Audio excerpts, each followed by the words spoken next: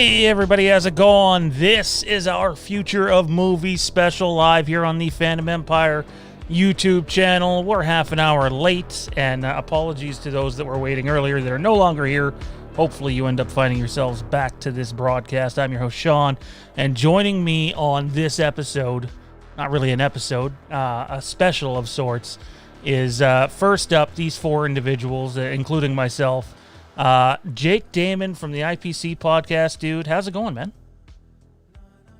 Going great. It's been a hot minute since I've talked to you, talked to these fellas. I just talked to Joey a couple weeks ago on the Ghostbusters episode on IPC. And yeah, it's great to talk to all you guys and talk about movies, man. That's what I love doing.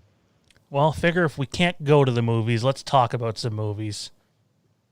Also joining us this evening from the Tangent with Friends podcast and supporter here of our Patreon, it's Mr. Joey Mays. What's happening, man?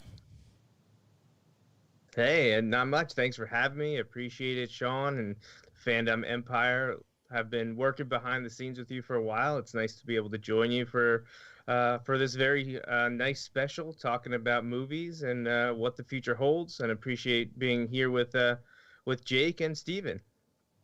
And also joining us from one of my, I guess, new favorite podcasts to listen to, because I'm not sure there's another podcast like it out there on the internet.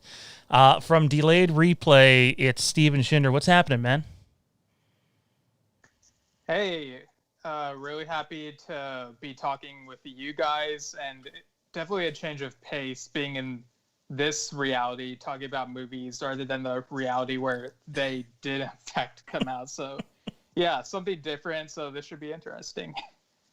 It's definitely something different for us too.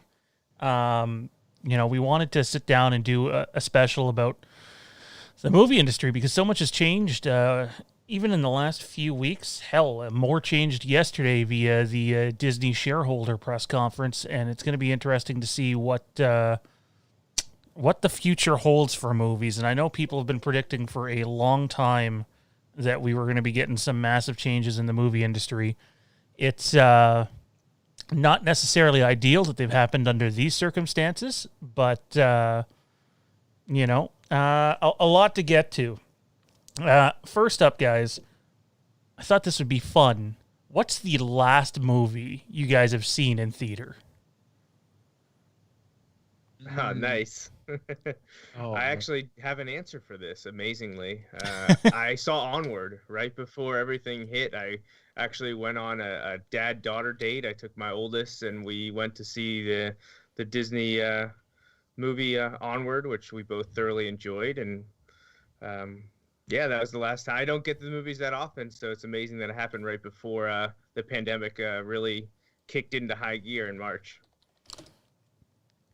Jake, how about you, man?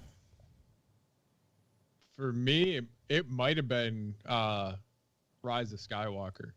I only saw it once, but I'm racking my brain. That's the last one I remember seeing.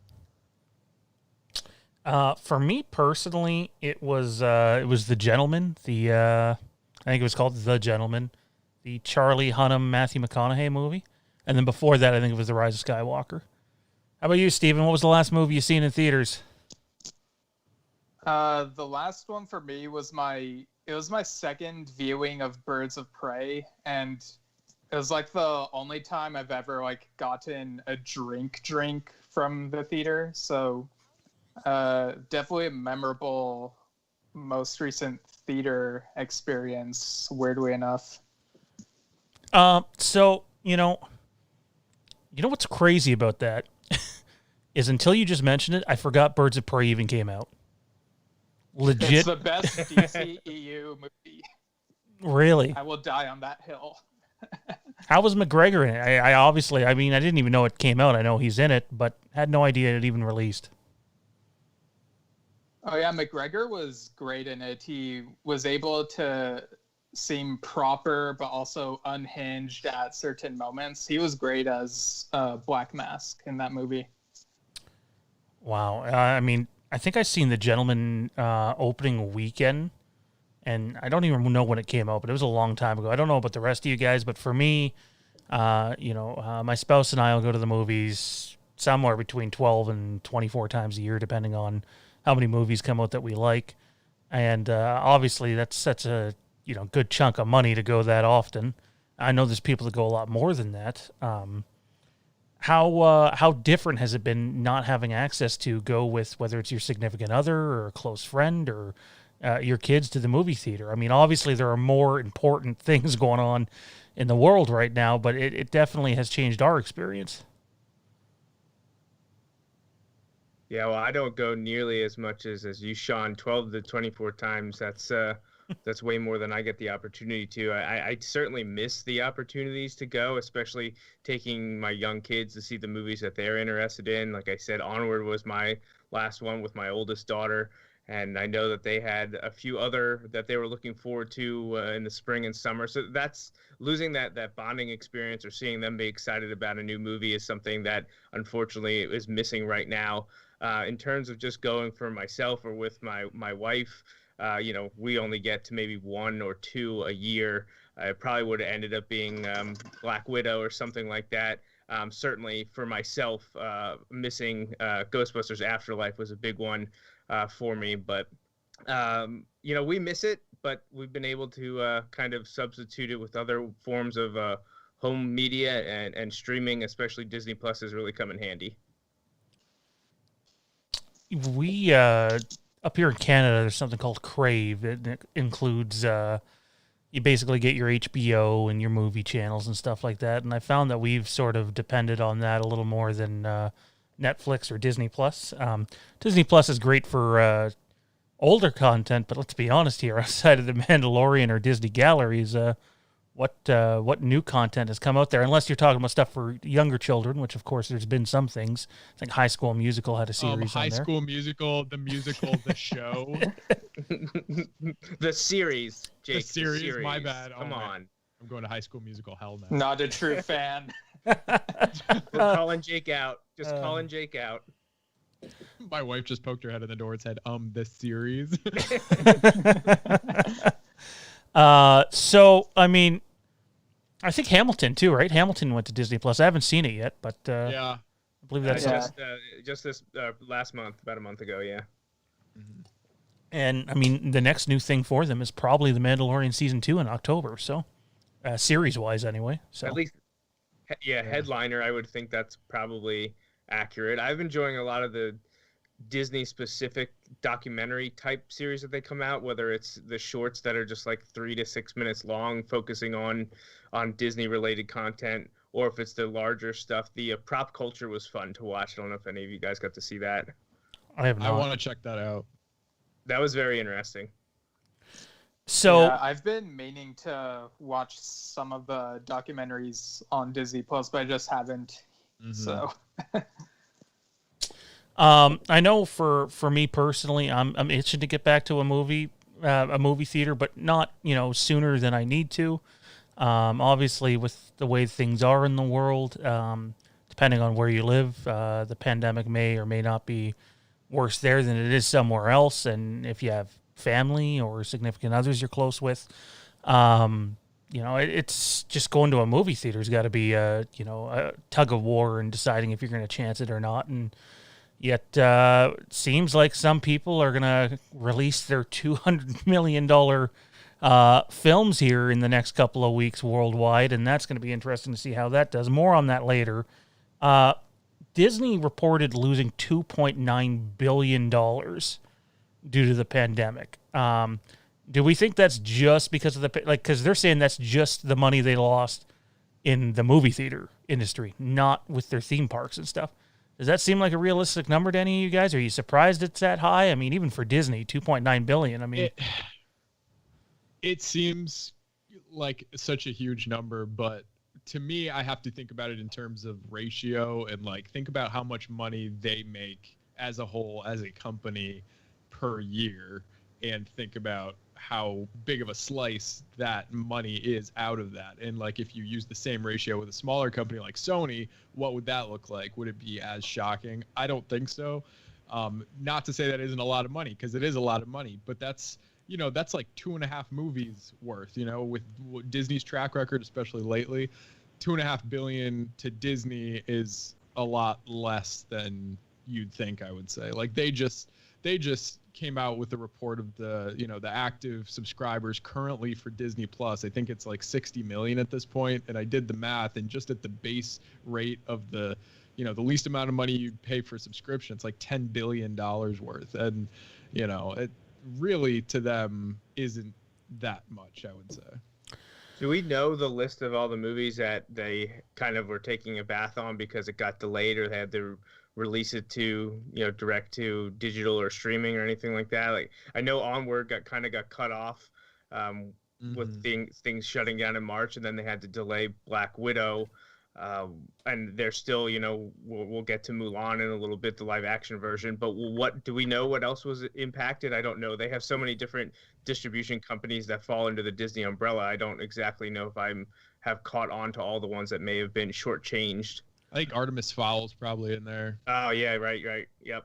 The Eternals was delayed. Delayed as well. Soul, yeah. The Eternals was delayed. Black Widow just kind of pushed everything back. Yeah. Mm-hmm. The interesting thing with Black Widow is they're claiming that they're not going to do the what they're doing with Mulan for that movie.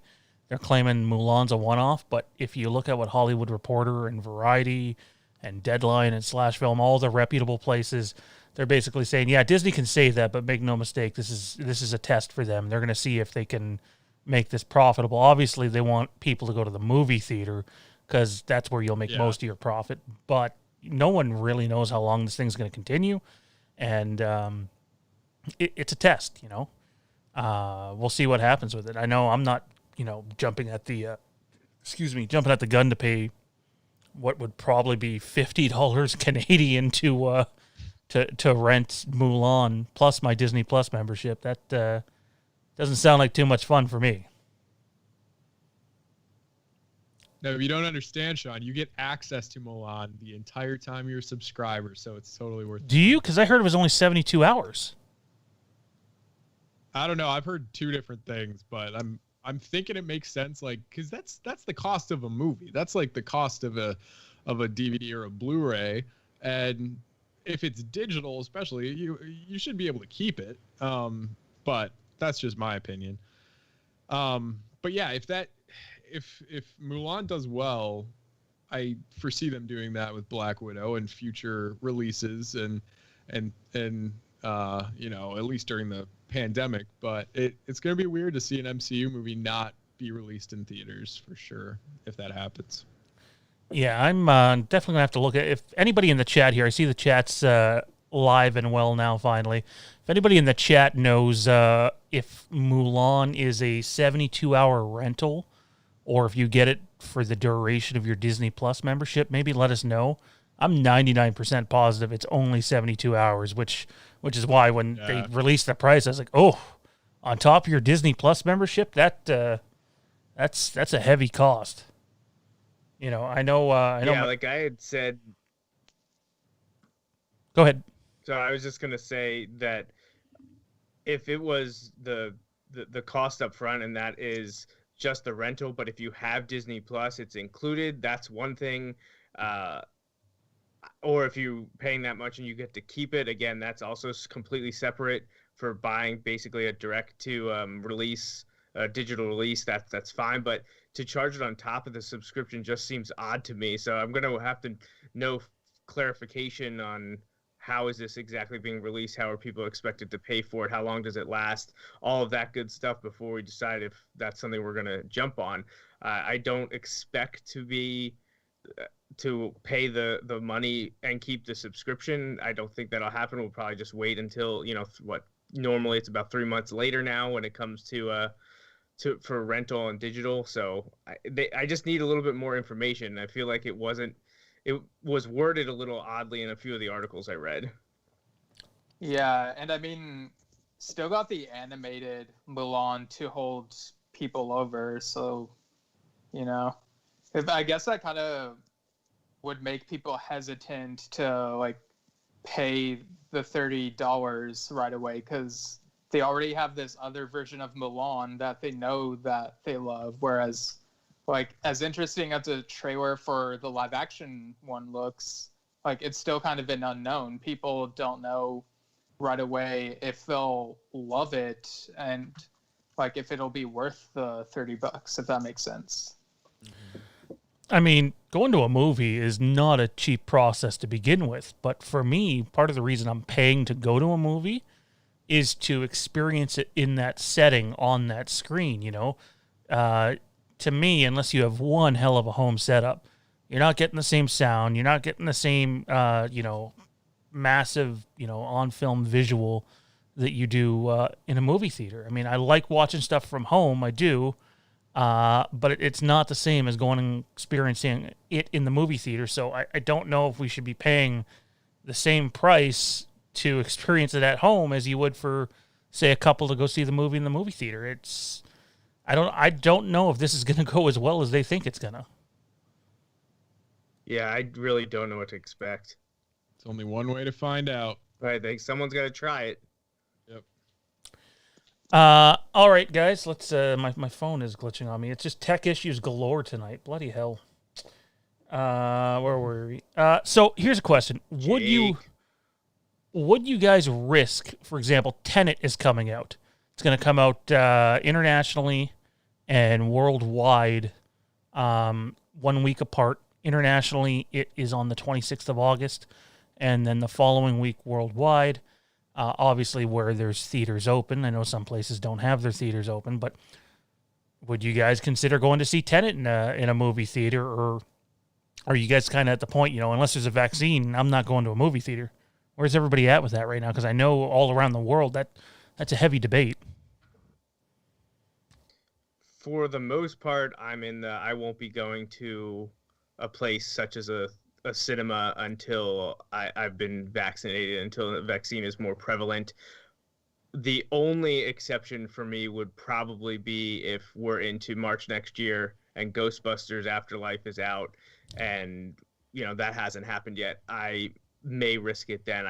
There's nothing coming out in the next 18 months besides that film that I would be tempted to go and see and take those risks. That's literally the only one, and it's only because I've been waiting over 30 years for a true sequel to the first two original movies. So that one I would take the necessary precautions and be safe as best as I could, but nothing else is tempting enough to me to go that far. So I think one of the things that you have going on right now is, I believe, correct me if I'm wrong, you three would know more than me, is down in the United States, I believe it's 180 Walmarts are pushing to open in drive-in theaters in their parking lots for after closing, I believe. Maybe it's during store hours too. But do any of you guys live by any of these Walmarts that are going to have a drive-in theater as an option? I didn't even know not that I'm aware of. I didn't know that was happening. I'm going to have to look that up. Yeah, that is now at the top of my interest. Yeah. Yeah, I immediately am Googling that. I mean, the drive-in theater game is not where it once was. I'm lucky enough to have one about half an hour from where I live that we go to all the time, although we have not been to it this year. If Tenet plays there, that's how we're going to see Tenet. Obviously, you don't get the same quality at a drive-in theater as you would, on an IMAX screen at your local cinema. But, it is what it is. It's an option, and if you can stay safe in your own car and be able to go see a movie, then why the hell not? I mean, I love the drive-in experience personally, but I've never gone to a Walmart parking lot to be able to see a drive-in movie. So I do know that's a thing.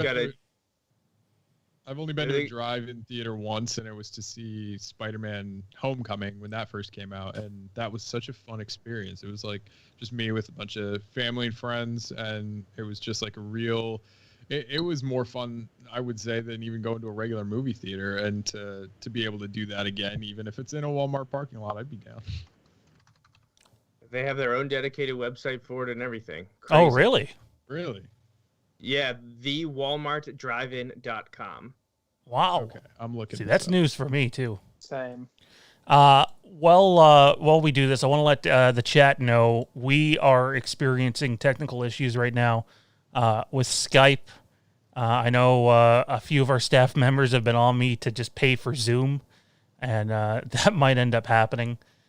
So bear with us here. We're going to be bringing a couple of people into the show. I think one's ready now. So you will see me messing around with stuff on screen.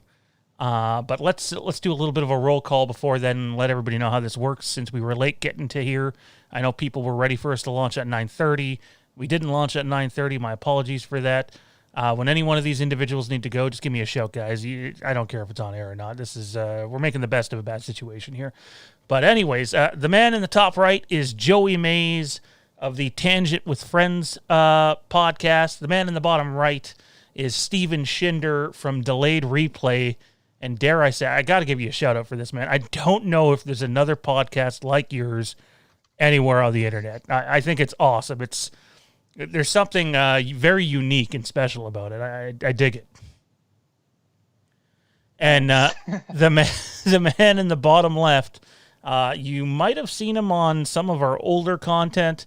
It's Mr. Jake Damon from the IPC podcast. The way this is going to work tonight is we're talking about the future of movies. We're going to touch on Halloween. We're going to touch on Star Wars, Marvel, DC, Disney, AMC, Universal. If at any point you guys want to interrupt the show for your own questions, send in a super chat and we'll interrupt it right where we are there to read your super chat. If not, hold off till towards the end of the show and we'll get to your normal questions. But anything that comes into the channel, as you guys have already seen, goes back into the channel. And let's see if we can get Zach Arnold from the IPC podcast in here. So bear with this interruption, guys. It's crazy they have their own... I guess everything has their own website these days, but any idea on a release? I think they were gunning for September. It actually says August here. Really? Wow. Movies coming to a Walmart drive-in New Year: Wonder Woman, Spy Kids, Space Jam, Spider-Man Into the Spider-Verse, Ghostbusters. Oh man. Yeah. The Wizard of Oz, Black Panther, E.T., Friday Night Lights, and actually, Jake, I see there's one in North Huntington, which it's not too far. I could maybe make a drive. I mean, it's up near Altoona. Dude, we should go. We should go. Joining us right now from somewhere in outer space, by the looks of it, he is the host of the IPC podcast. It's one Mr. Zach Arnold. What's happening, man? We're fighting through some Skype technical issues here, so bear with us. Well, that's the reason why my delay as well. Apparently, Skype had some big system update that it did recently. And whenever it did that, a buddy of mine had to uninstall and reinstall Skype, and I just had to go do that myself. And it's a big pain, apparently. So I appreciate everybody's patience with me as I was getting through that, and I'm excited to be here. It's great to have you, dude. We were just talking about Walmart opening up their drive-in movie theater. I don't think anyone else had heard about it yet. Have you heard about it, and are you going to explore what's going on with it? Yeah, I'd heard about it, and I'm intrigued by it. I'm just intrigued by drive-ins in general. As long as there's still a drive-in showing Jurassic Park somewhere near me, I'm going to end up hitting that up sometime this summer. But I live about 10 or 15 minutes away from AT&T Stadium, which is the home of the Dallas Cowboys, and they're doing a drive-in thing as well. They've got like a big wall just outside the stadium, and they've got a whole bunch of parking lot space for game day, and they're playing movies out there too. So there's a lot of options in the Dallas Arlington area. So I'm gonna hit up one or two of those, maybe even this weekend. We'll see. So we just talked about how Disney Plus is going to be releasing Mulan for $30 American. I believe it's a 72-hour rental. Haven't had confirmation on that yet. Do you see yourself paying $30 on top of your Disney Plus? No. Could you imagine $72 to rent Mulan? No, thank you. $72 for a 30-hour rental. That sounds about right. Do you see yourself paying the additional $30 though to rent it? It's a bit of a steep cost. If I can get other people to like cash at me a few bucks and we all get together and we watch it together, then maybe. but it's definitely not something a single dude would watch by himself with. No, I wouldn't even pay that much if it was a new Star Wars movie. There are other ways of consuming media that don't cost $30, and I think I would pursue those avenues before I shelled out $30 for a movie. I have paid plenty more for the movie experience. Like I've paid a lot more at the movie theater, tickets and concessions and all that, but I don't think I can bring myself to pay that much for an at-home viewing now. Alvaro in the chat saying you buy it, you don't rent it, but I don't think that's correct. I could be wrong on that front. I think there is a purchased option, but that may be more than the $30. Who knows? Looking into that now. We also were talking about, we'll get your thoughts on this. When do you, at what point are you safe going to a movie theater, man? Are you someone that needs a vaccine out to go to a movie theater? Would you opt for the drive-in first if it's an option by you? Or is there a movie coming out sometime this year, assuming release dates stick, that you'd be like, okay, I'll go to the theater for this? When I was looking at our former schedule, like our old IPC schedule back when we actually had one and we were actually abiding by it, seems so long ago now. There were very few movies that I was super energetic about going to see. Most of them I'd be like, yeah, I've got AMC A-list. Yeah, I'll go and check it out for reviewing purposes. But I really can't recall anything that I was like on the edge of my seat excited for. So I don't think I'm going to be waiting for a vaccine or anything per se. I think I'm just going to be waiting for a decent movie to release that I think is worth the risk. How about Tenet? No. No? No. Just outright Nolan can bring it to the movie. Just I don't have anything to expand upon that. Just no.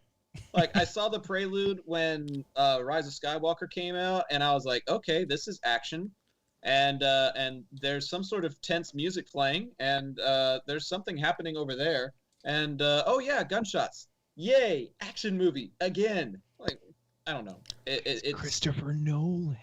But I don't give a fart. Don't let him hear you say that. If he invited me personally opening night, then yeah, I'd consider it. That's a great honor. But if he's like trying to just say, hey, I'm releasing this movie, whether people get sick or not, you need to go watch it, then no, that's an asshole move. That's not a good move. How dare he not invite you, right? Right? Exactly. Like, handwrite me a personal invitation so I know that it's real, Chris, and then I'll consider it. I'm going to tweet at him right now and say it. Tell him to join us. He can join us.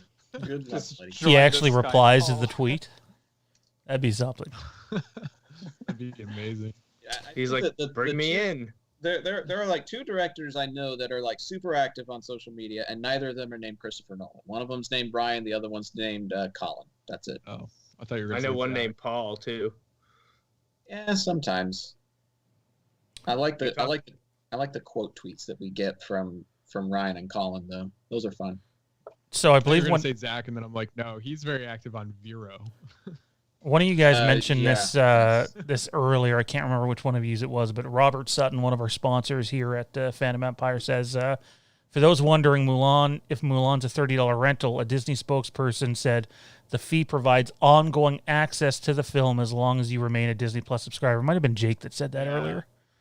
That's what I thought. So that's not not too bad, I suppose. I mean, I guess here's the question: if you don't renew 1 month and then re-up your membership 3 months after that, do you still get the movie again, or do you have to pay for it again?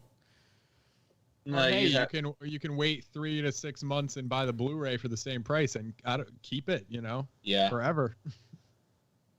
Just watch the animated one, Yeah, animated one's really good. Been watching it a lot recently. I've said that after every single one of these live-action remakes. I'm like, you could just watch the animated one. Like what message are they gonna take if a decent amount of people like pay the $30 for it? Are they gonna say, let's do this for other movies, or are they gonna say, let's keep doing live action remakes? Or if there are not enough people, are they gonna say, you know what, maybe we should stop doing live action remakes. Like, could that happen? Like, how's this gonna work? I don't think this industry and this particular situation is enough to stop the momentum of something that's proven very popular. I don't see that happening. They've already cast Ariel in a Little Mermaid reboot, and you know that there's going to be other classics that get made after that. Like I think this is a one-off situation. Yeah, they just cast. He's in talks right now. Tom Hanks is Geppetto for the Robert Zemeckis' live-action Pinocchio, which is quite a get right there. You have potential, and you have potential. So alongside this Mulan news with Disney Plus, I mean, people are seeing if it's going to happen with Black Widow. They're claiming it won't, but time will tell. Universal recently struck a deal with AMC that has a lot of people puzzled, including Deadline and Hollywood Reporter, Variety, John Campea. But basically everybody has pointed out. So this deal Universal has with AMC, which, while is the biggest movie theater company in the world, still only represents about 25% of all screens in the world. So it's not like they're representing half the amount of screens in the world. It's only about 25% of them. They've dropped the theatrical window from 90 days to 17 days, which is a massive drop, which means Universal movies are playing in AMC theaters, after that 17-day period, you could just rent it at home on video on demand. Now, Universal gets a 10% cut of that. AMC gets a 10% cut of that. Just AMC. They have this no other deal with any other movie theater company. Not Regal, not Landmark, not Cineworld, none of them.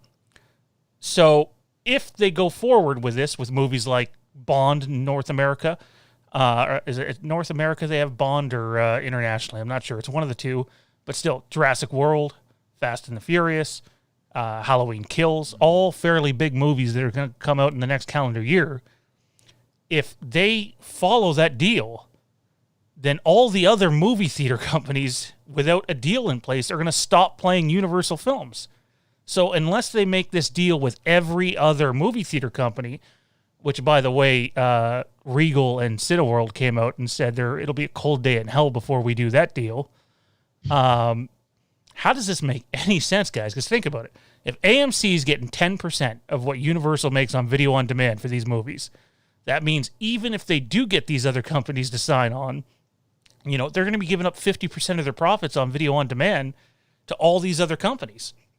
Not to mention, iTunes will get a cut too, which is the biggest market in the world for renting movies. I don't see how this works. I get it. They're trying for a plan B with the pandemic going on, but it seems like they've caused more problems than what they've fixed with this. And, could you imagine Jurassic World? I know Zach can't wait for the third movie in this. And it only comes out in AMC theaters because Universal goes and fucks themselves with everybody else. This is a recipe for disaster unless they strike a deal with everyone else. And the second and third largest movie theater companies in the world have said there's no chance in hell they're signing a deal like this. Discuss, guys. I think a lot of people thought that, hey, this fixes everything and this is a new way we can see movies. And they just jumped to the conclusion that they thought everybody else was going to sign this deal, and they didn't. What happens now?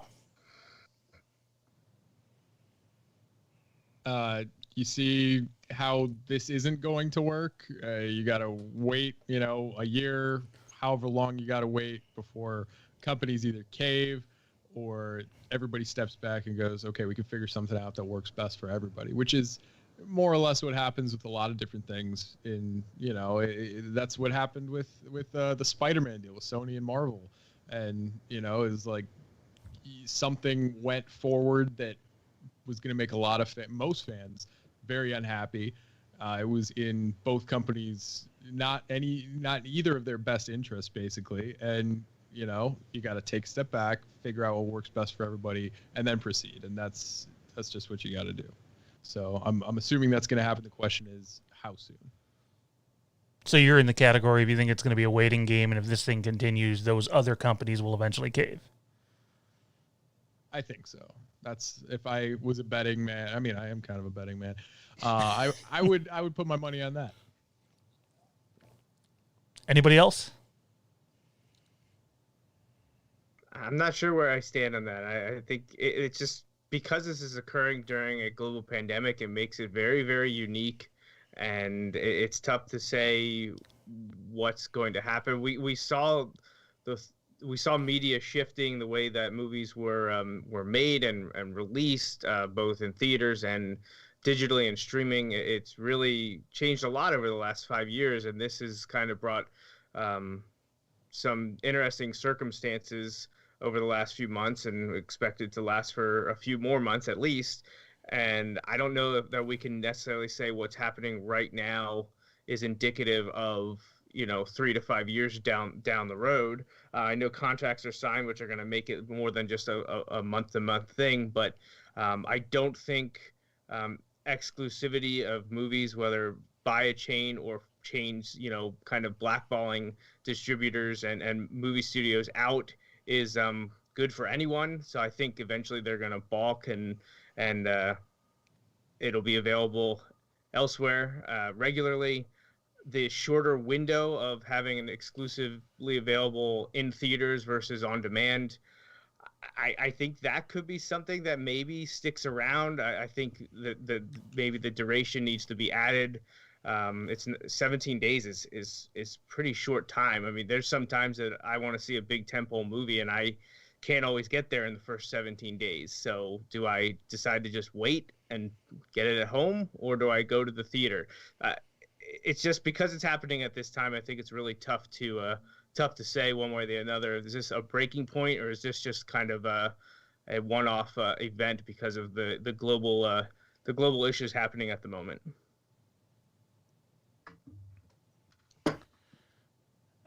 Zach, I know you've been someone that has previously, just on different mediums that we've recorded on, have expressed the idea that video on demand might be part of our future. Is there any chance that you see these other companies signing on for this? And even from a Universal perspective, if you're giving out 10% here, 10% there, 5% here, does it make sense to release your movie on video on demand, which won't make as much money as it would in the cinemas, and you're only getting 45 or 50% of that money? Well, I think this pandemic has given companies an opportunity to test the waters and see just how successful video on demand is in theory. The problem is the only true test subject we've got is the Trolls sequel. There's really not a whole lot of data to go on. If you're basing your profit margins on one movie, then I really don't think it's a very safe bet. So I do think that video on demand is a future. I don't know if I would call it the future, because there is still something to be said about the movie-going experience. But to give it a 17-day window like that, if I'm honest, I usually end up seeing a movie I want to see in theaters within the first 14 to 21 days. Yeah. Like I think that's a fair window for the hardcore people that actually do want to go and get their rears in the seats and see it. And then for people that, maybe it's a little bit tougher to make it to the theater, and, you got kiddos at home like Joey does, then maybe it's good that you've only got 3 weeks to wait before the new Frozen movie is at home. And you don't have to spend a whole lot of money to try and get your kids to sit down and watch something in a dark room. They get to sit down on their couch and watch the new film. So I think there's a lot to be said about the potential for it. I just want to see what the success of movies like Mulan and any other things are before I pass complete judgment on it. I think there's a lot of potential. I just don't think there's a lot of data to back it up yet. I think that's spot on, man. I don't know if it's going to be the future, but it certainly has some part to play moving forward, especially considering no one has a crystal ball to predict when things are going to be normal again on this planet. Right. Joey needs to head out, guys. Joey, first off, I want to apologize for the tech issues, man. Fuck Skype is the best I can say.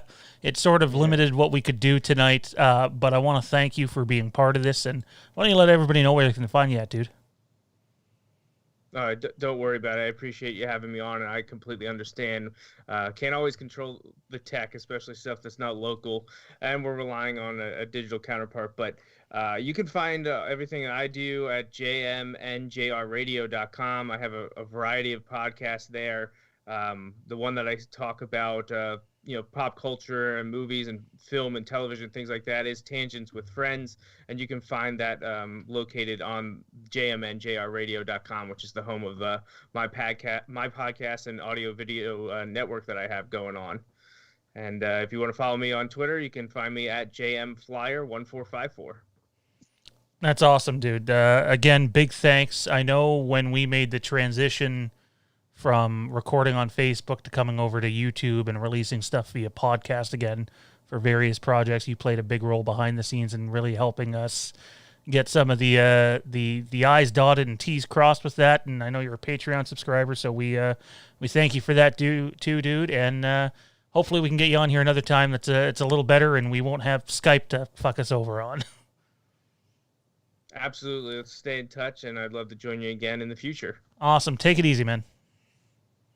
All right. Have a good one, guys. At some point during this thing, Ben Hart's going to slide his way in here and take that empty black spot up in the top right-hand corner. We had a super chat come in, though, and for those of you that don't know that might be new to this stream, the way super chats work is anything that comes in goes back into the channel, as you've seen so far. We've already shown that. So if you want to interrupt the chat at any time, we will get to your super chats right away. If you want to get normal questions in, just wait to the end of the show, and we will get to them too. You don't have to pay to ask a question. But Intel Wild says, Halloween Kills in IMAX will be very cool, though. Glass half full thought here.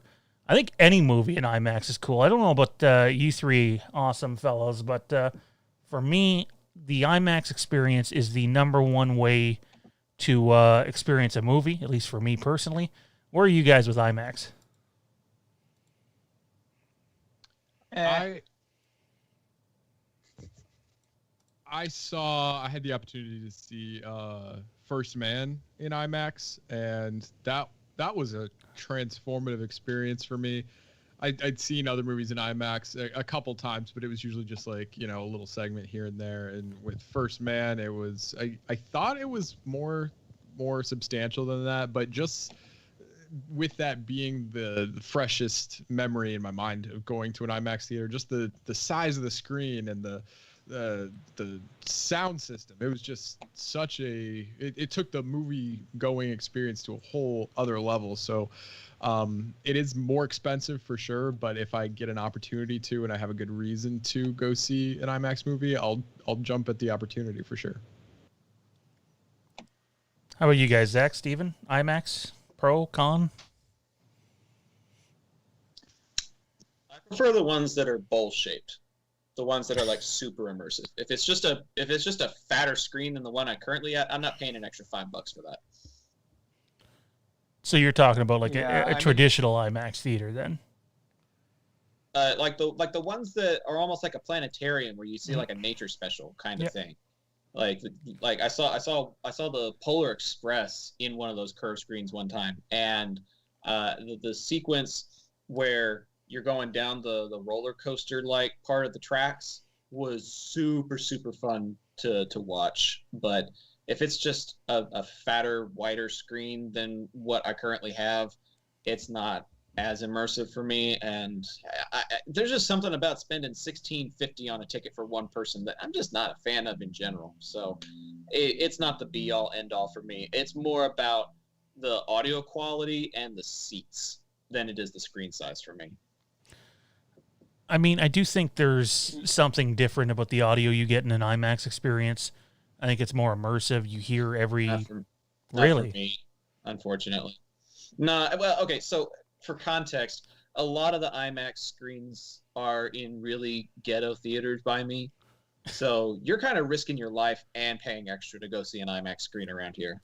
And it's not something that I really cherish or relish. So I would rather have a traditional screen with reclining leather seats and decent audio quality compared to the risk that I take of going into like weirder parts of town just to watch it on a bigger screen. Steven, how about you, man? I mean, yeah, like at the end of the day, I just well, back when we could, I just want to see the movie. Like, I don't really, like, even though there is a difference with like 3D or either of those types of IMAXs that you mentioned, like, it's not a huge priority for me to see any movie in those particular formats. Like, I just want to see a standard watchable screening and like see the movie, you know. And there have been exceptions every now and then where, like, say a Star Wars movie comes out and me and my brother decide to go see the 3D one since it's an earlier showing, like that Friday morning. But other than that, we don't really care much about the 3D. So it's like, I'm perfectly comfortable with just standard and seeing the movie that way. For me, I'm lucky enough to have a couple of really, really nice IMAX screens close to me. So whenever I can, I try to go see so there's a difference. If a movie has been made for IMAX, whether it's gone through the sound mixing that presents better in IMAX, or was filmed with an IMAX camera, or was converted to IMAX, then you're getting a much better presentation of the movie. But if it's just something that they've ported over that wasn't really meant to be seen on an IMAX screen, they're basically stealing your money. And that happens a lot. Like, that happens a lot with movies, and it's very noticeable, too, when you're sitting in there. For me, I can't wait to go to an IMAX screen, but it's probably going to be a long time. I'm more likely to hit the drive-in before then. Intel Wild sends in another super chat. He says, I saw Avatar in an IMAX screen, and the visual presentation was beautiful. Intel, I'm going to say this, and you might not like it. I thought Avatar was one heaping pile of dog shit. That said, the visual... Avatar's a good movie. All films subjective. I mean, I'm the guy that still doesn't like The Last Jedi, so... but I respect people that do like it. But, I mean, there's people that get on the new Jurassic Park or Jurassic World movies, and they get mad that they made more of them because they're fans of the original three. And I sit there and scratch my head going, how the hell do you like Jurassic Park 3? Good God. All film is subjective, but I don't know about you guys. I don't know if you guys got to see Avatar when it was in theaters. As much as I don't like the movie, the visual presentation, which is what that movie was for, it was an event. There hasn't been a 3D movie since that came out, and I don't like 3D personally, but the visual presentation of that movie on an IMAX 3D screen has never been duplicated by any movie since. It was a wild experience to the point where, like, my head was hurting in the movie. The visuals were that good, and the 3D was that good. Do any of you guys have memories of seeing that movie in theater at all? Yeah, now that you bring that up, I'll have to revise my statement and say I will see Avatar 2 in 3D if we get that chance. Because watching the first one in 3D was a transformative experience. And, like, no other movie after that has, like, really reached it. I think Tron Legacy came close, but, like, other than that, there hasn't been that much, like, I don't know. Like, I feel like Avatar, more than most movies of the past decade or so, was made, like, you could justify seeing that in 3D more than other movies, in my opinion. Fun fact, I've never actually seen Avatar before. Really? Like, period. It didn't strike me when it came out, and I never actively sought it out. It's on Disney Plus now, but it's like a 3-hour commitment, and I just don't have that kind of time in my life. I kind of forget that Disney now owns it. Right there. Nah, he'll watch Zombies too before he does that. Actually, yes. Oh man, you missed it last night, but we did a watch along of My Bloody Valentine on the network, and Johnny was going on about how we just stole 2 hours of his time, and he hasn't felt that robbed since you made him watch Zombies. Oh, it was good. Pretty crappy movie. I still need to watch it. You know what? Zombies is so bad that it's fun. Audio, because I still haven't done that yet. Nice. Alvaro said in the chat, oh God, we got fake Christopher Nolan in here. Somebody heard your guys' little conversation. Fake Christopher Nolan donates a $1 super chat with no text. Oh man, Alvaro just said that he can't wait to see Avatar 2 in 2035. Might be 2035 by the time it comes out. True that. Might be able to start placing bets. What movie do we see first, Avatar 2 or New Mutants? Or the next Star Wars movie. Oh, that too. We'll get to that. We're going to get to that. Intel Wild, again, sends in another super chat. There's real IMAX and fake ones. I call the fake ones Limax. Good shit. Good shit. Great pun. Where are we here? I know we're waiting on Ben. Ben Hart with no Joey. So, do you think movies Can take. Sorry, go ahead, Zach. Sorry, I was just gonna suggest if we're pausing the conversation until Ben gets here, maybe we take some questions. Yeah, I mean the chat is on fire right now, so.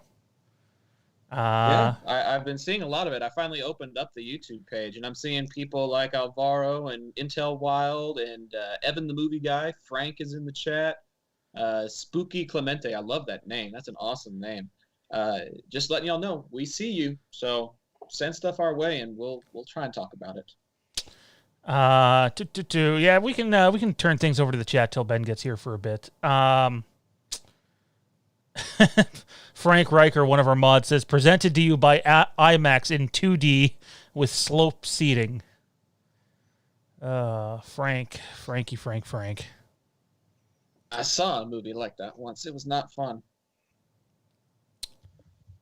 I actually low-key kind of missed the drive-in experience. Like, the last time I saw a drive-in movie, I think it was Dawn of the Planet of the Apes and X-Men Days of Future Past double feature.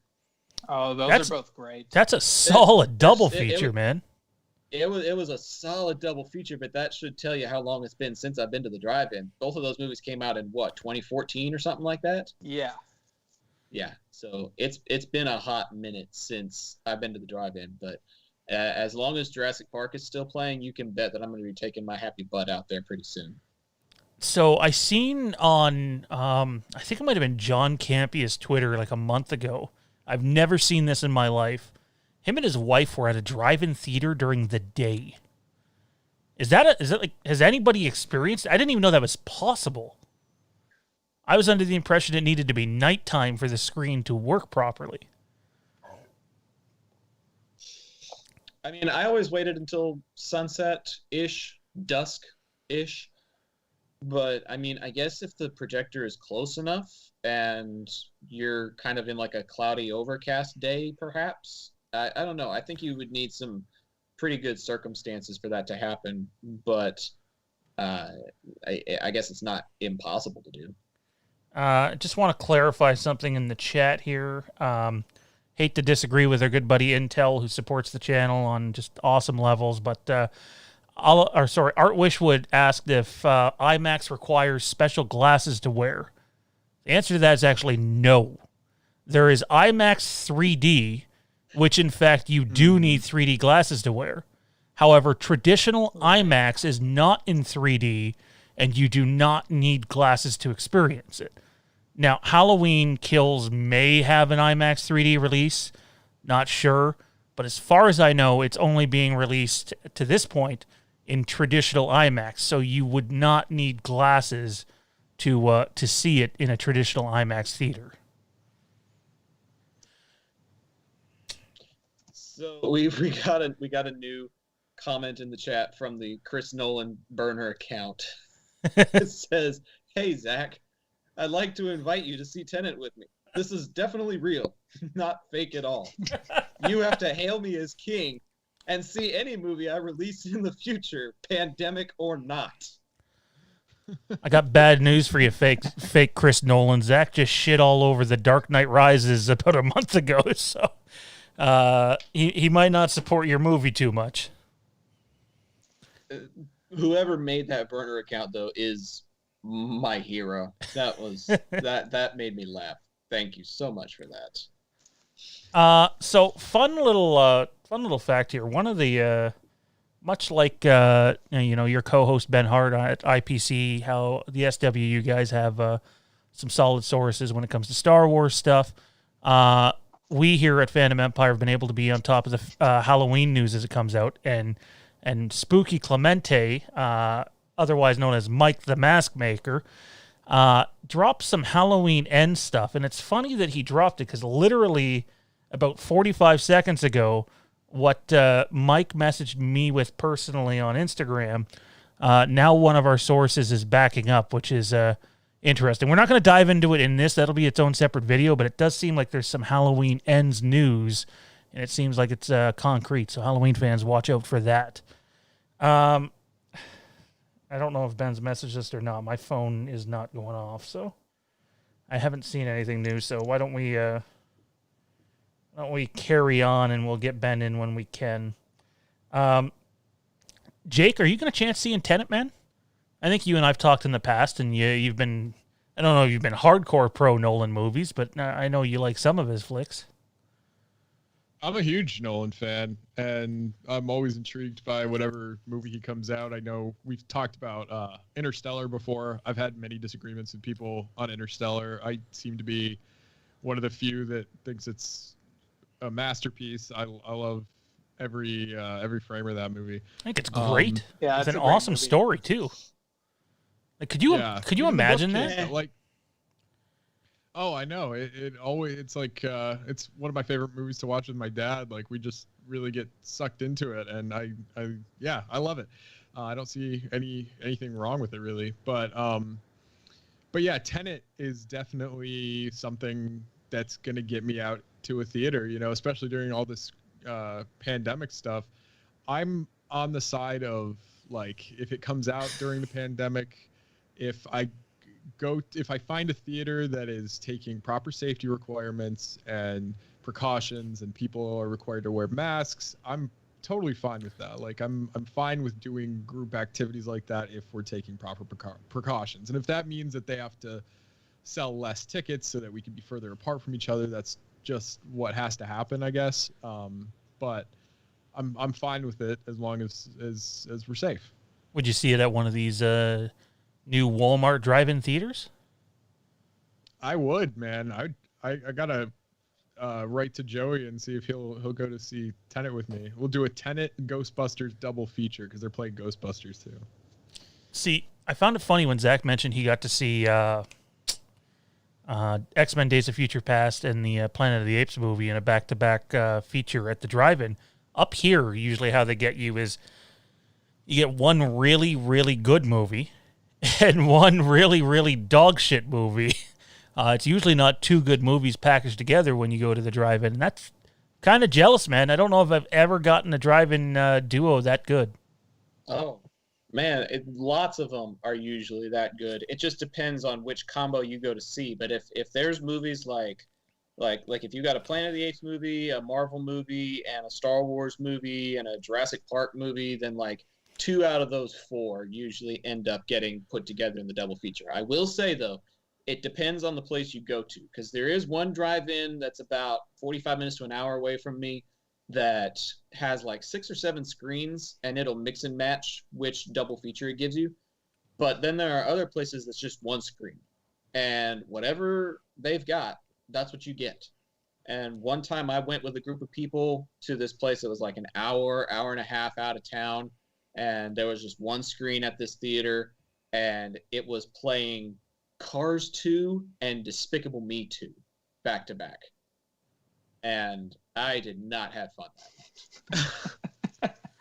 Because I'm pretty sure I was 20 and I could not drink myself silly from the stupidity of both of those films. I can't not read this one. Frank Riker says, you can see IMAX 3D without the glasses. Just drink a 6-pack and run into the wall. You'll see 3D all right.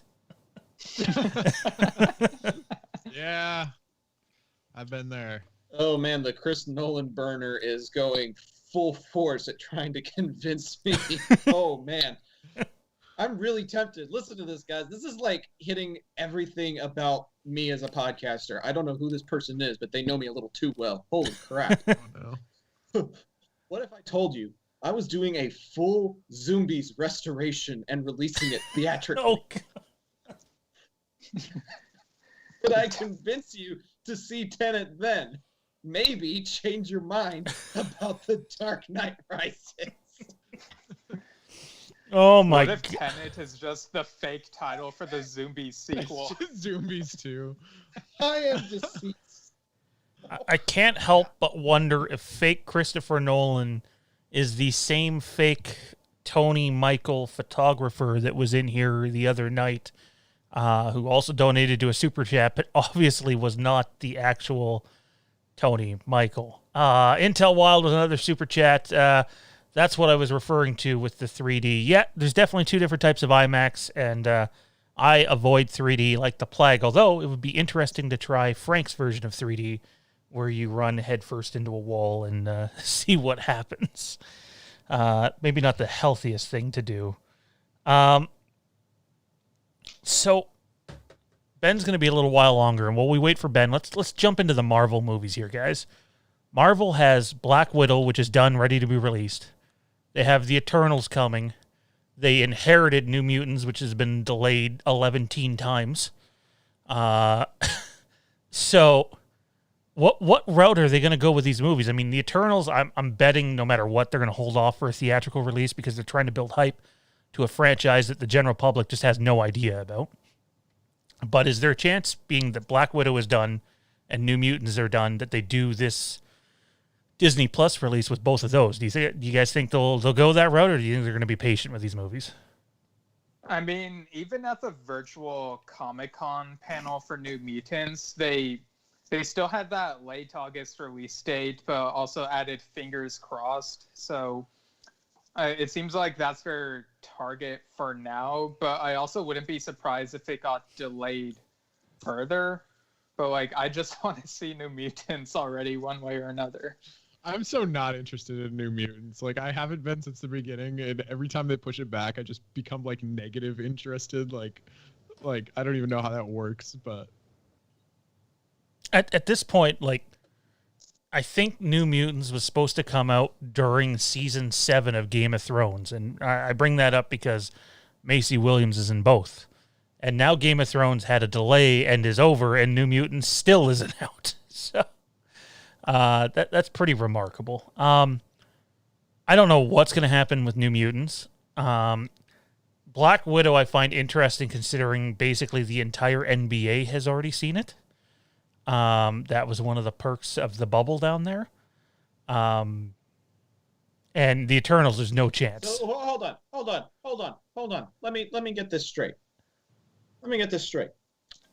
You are one of the best athletes on the entire planet. Thank you, Zach. You get paid millions upon millions of dollars to play a game. You are given a special environment dedicated to you so that you may play said game. And now you're telling me that on top of all of those perks, they also got to see a movie before the rest of the world?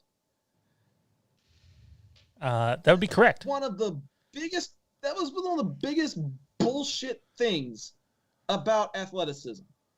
Let me just say, that is just such utter bullshit. And I'm a fan of sports. I cover sports. I was a sports journalism major. But those kinds of perks are bullshit.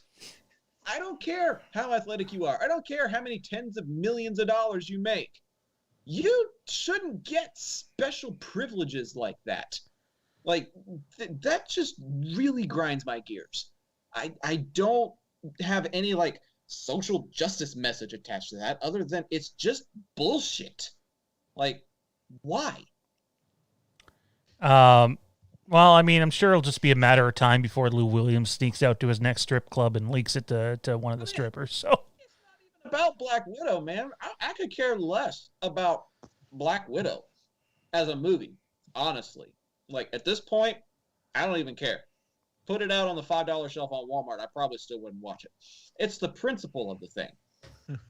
I have a really, really big problem with super athletes who already have a lot of stuff being handed to them on a silver platter, getting some kind of special extra treatment because they left their families. Well, guess what? You could have opted out and still made more money than I make in 5 years at my job.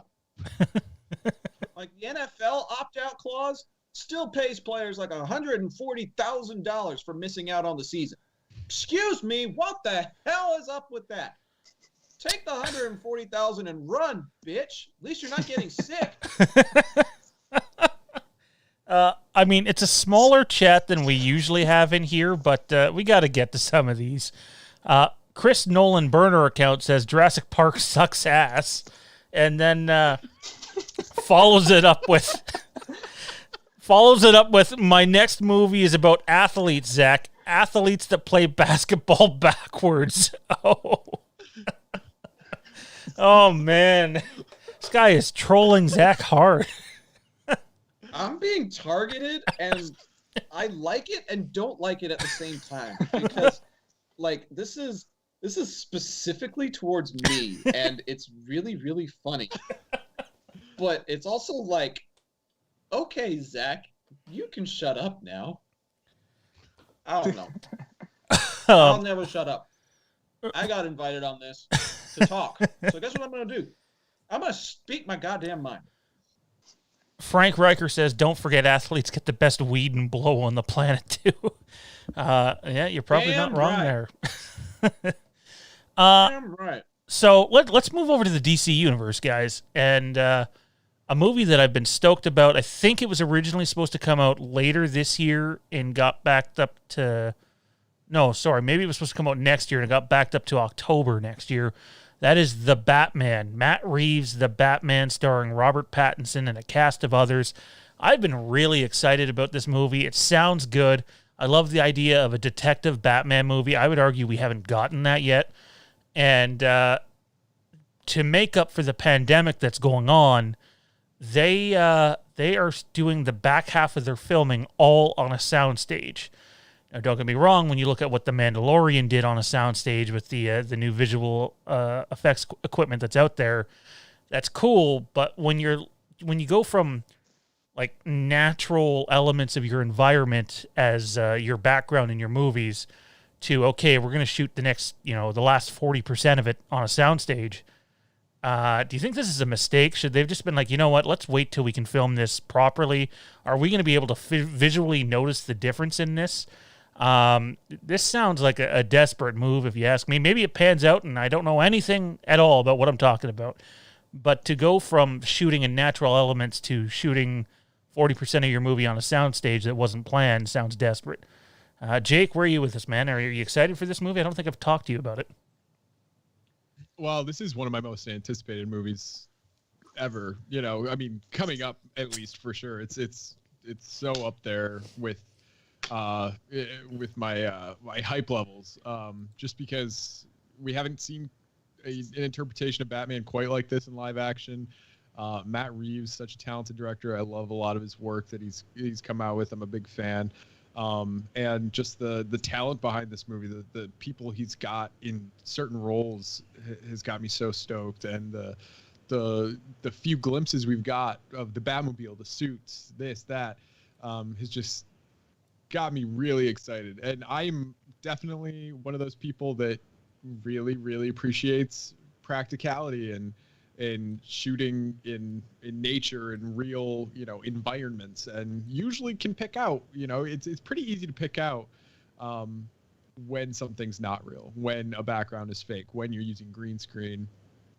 I think that there are a lot of ways to do indoor shooting well, and I think that Matt Reeves, with all his talent and his team, are going to figure out a way to make it as realistic and as effective as it would be if they shot outside. So yeah, they've been presented with a problem. They've got to find a solution to the problem, and I think they're going to do it well. We'll see. But what do the rest of you guys think? You think they can pull this off? Again, to me, it sounds desperate. I feel like it's hard for me to visualize. Like, I kind of wonder if it's something that we'll notice just because we know that some of it is on the sound stage, so we'll be looking for it. Like, I kind of wonder if we'd notice if we didn't know any of that. But I don't know, maybe it'll still look good, or I don't know. But either way, my hype levels are still the same for that movie. Like, I'm looking forward to it. You know, Matt Reeves worked on Dawn and War for the Planet of the Apes. Those are both excellent movies. So I have faith that he's bringing us like a really great interpretation of Batman.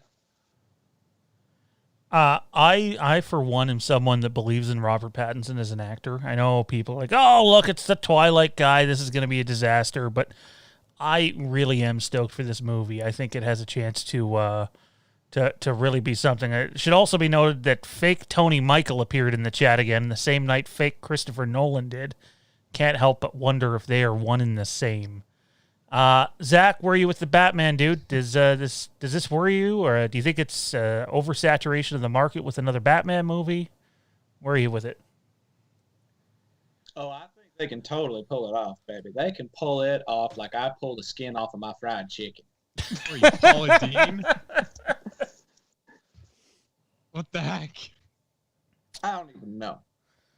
I had a Red Bull from before my kitchen to yours, y'all. I had a Red Bull before I came on this chicken show, so Where are your wings then?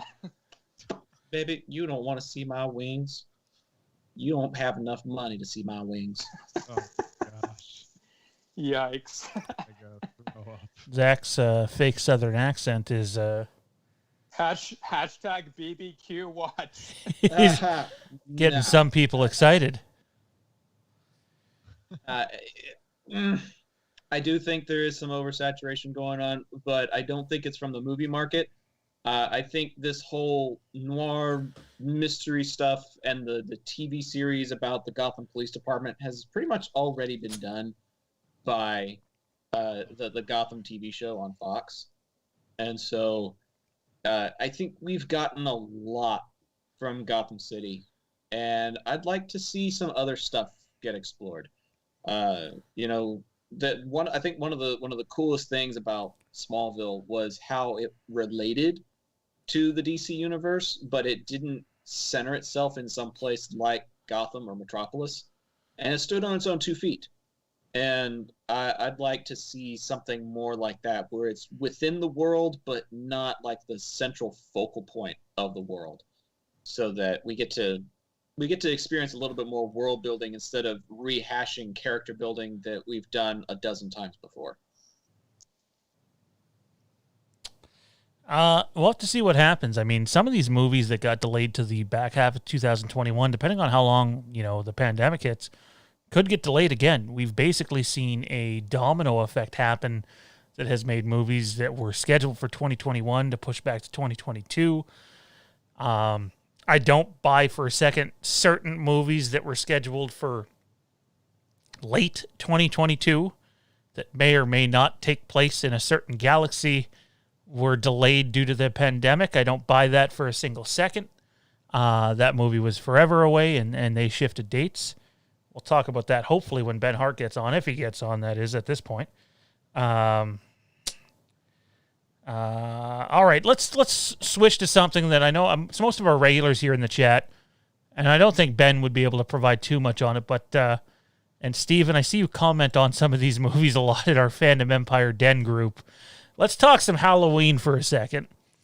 So Halloween Kills is the sequel to the Halloween 2018 movie, which is the sequel to the original Halloween movie. The Halloween 2018 movie unexpectedly made $250 million worldwide on a $10 million budget. So now Universal thinks that Kills can do the same.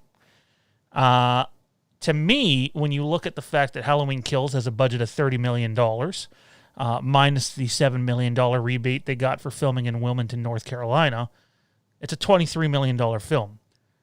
When you have a $23 million film to where marketing hadn't even begun yet, it feels like that's one of those movies that you probably could have chanced with this little 17-day release window that they're attempting to do. But Universal seems, I'm not going to say greedy, it's probably a smart business decision to have the movie not come out till next year, But with some of the lower end budget movies, guys, specifically, do you think they run the risk of interest dying out by delaying a movie a year and a half in some cases, when you know that they would have made their money back and then some, but they're trying to hold off to make the most money they can off this? Like, I understand why big ticket movies are delaying because they're $100 million or $200 million. That makes sense. You need to make the most that you can off those movies. But some of these lower budget movies, like a Halloween Kills, you have to wonder if they're playing with fire here by delaying a year, in some cases more, just to try to make the most they can. Any thoughts on that?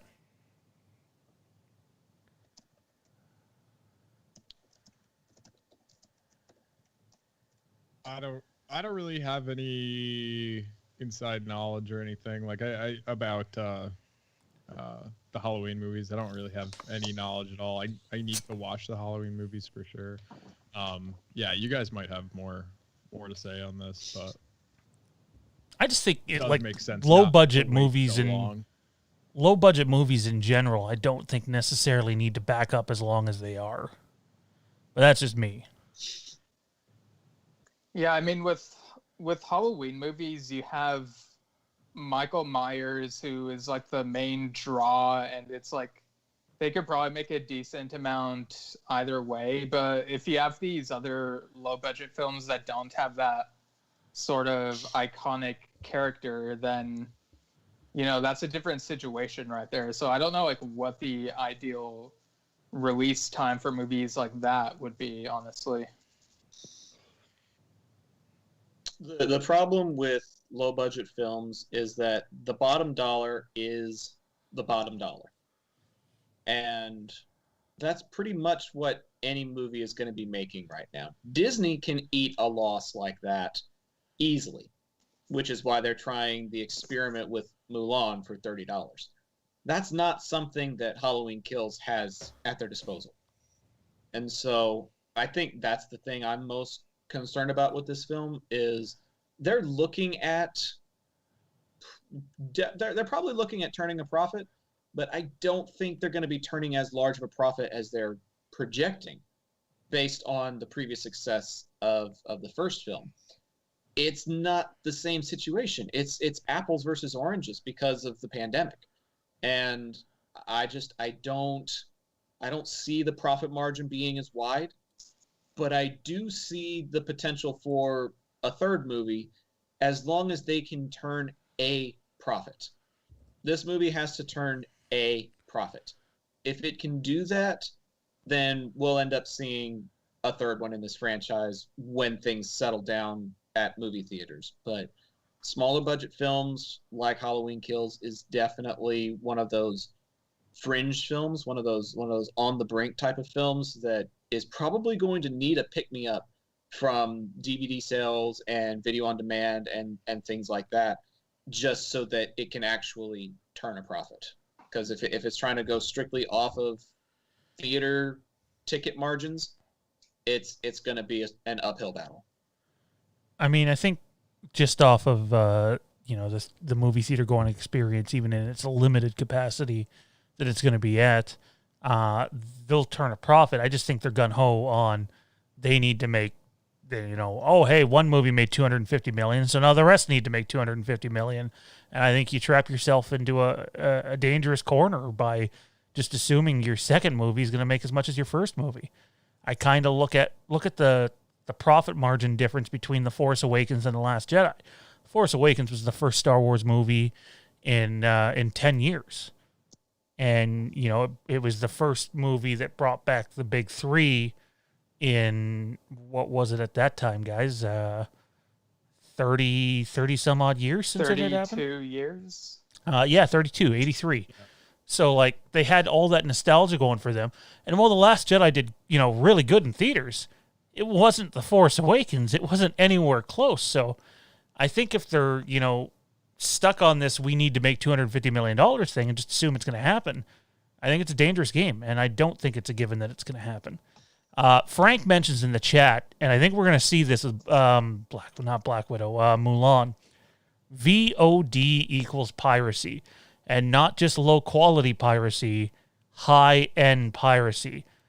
Mulan's not even going to be on Disney Plus for 12 hours before you have people on all these torrent sites with a 4K version of Mulan. And yes, that is absolutely going to affect not ticket sales, but like profit margins on this movie. Like, I don't know about the rest of you guys, but I'm more likely to watch something in, high quality than get desperate and go, oh, hey, I'm going to watch a torrented version of this guy on his cell phone that just torrented this movie in a movie theater and the screen's shaking. Mm-hmm.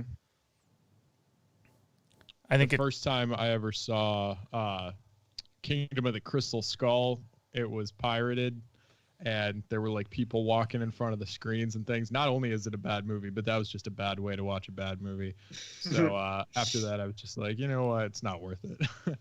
So I'd much rather watch a high quality version of a movie. And I tend to, not to sound holier than thou or anything, but veer away from the pirating as much as possible. Not to say that I don't from time to time. Like if I am desperate enough, I'm not saying it's right at all, but it's convenient and it's easy to rationalize in your head. Like, hey, I'm just one person among millions, But yeah, in the long term, it's like, you know what, just pay whatever money it costs so these people get to see some money for their work, for their effort, which is fair, and see the movie or product in the way that it was meant to be seen, high quality, full quality. Zach, any final thoughts on the VOD piracy thing? I mean, I saw Despicable Me on a pirated rendition the first time I saw it, and it was really good. I enjoyed the movie, and I really couldn't tell any difference. So I think, considering that was like 10 years ago, there's been a lot of advances in that realm, and I think it's going to definitely affect the way people end up seeing the movie. But I also think there'll be some upstanding folks that just try and get a whole bunch of people into one room, and then it's going to be like affecting social distancing laws. Like, we're trying to get 20 people inside of like a living room, or 30 people in a living room, so that we can all only pay like $2 to watch it or something like that. So I think there's going to be multiple ends of the spectrum as far as trying to cheat Disney out of their money. But like I said, Disney can afford to lose stuff like this. There are other people like Halloween Kills who won't be able to. And Adam Wren just did a boost chat that says he thinks Kills is going to make 100 mil at most, nowhere near 250. I think 1 to 150 is probably more likely for them. But in Halloween Kills' case, I think VOD might actually help them, because there might be a little bit more exposure that way and get to a wider audience. So in Mulan's case, I think they're going to lose money. I think in Kills' case, I think putting it on streaming might actually help them. I think it's definitely a subjective issue where different movies are going to have different outcomes. And I think that's part of the reason why you see, like, the one that I don't get is whether you want to see Tenet or not, the movie cost them $200 million to make. No matter if this movie loses money or not, Christopher Nolan gets 20% of all money that comes into this movie. No other director has ever gotten that in cinema history, 20%. So think of the fact that this movie could lose money. Nolan's still going to get 20%, and Warner Brothers is going to be out quite a bit of money because, I mean, Tenet might do well just because it's like, the first new movie that's going to be released in forever. So even at limited theater seating capacity, you're going to see a lot of people internationally, even a lot of people in Canada and America the week later that go and see this movie. And even though there's not as many seats and not as many cinemas, it's going to be the only thing to go see. So it might not be a proper representation of what a normal movie would make under these times. If it had to compete against 4 or 5 other movies, it's not going to be competing against anybody. So we'll see what happens. Jake, I understand that you got to go, dude. Again, apologies that we got started late, man. It was awesome talking to you again. Got to do this more often. Where can everybody find you at, man? Oh yeah, no worries. No, it was great to talk to you guys, and thanks for having me on. Any chance I get to do this, I would love to. You can find me on Twitter at Jake Damon or on Instagram at Jake W Damon, and yeah, that's it from me. All right, dude. I won't say what, but I just gotta. I can't say it off air right now, but I will say, thrilled for you, dude. Really am. Best news I've gotten today. You. That's awesome. Totally excited for you. Thank you. Oh, the beans have been spilled. Yay. Yep. You're starting to let it out. All right, guys. Talk to you later. Take it easy, man. Have a good night. Thanks. You too. Bye. And that was Jake Damon, the third man on the IPC podcast. It sounds like Ben Hart is coming. Miracles happen. It sounds like Ben Hart is coming. And we'll get to the Star Wars talk to close this thing off. I do know that basically everybody in the chat is a regular that is around Fandom Empire right now.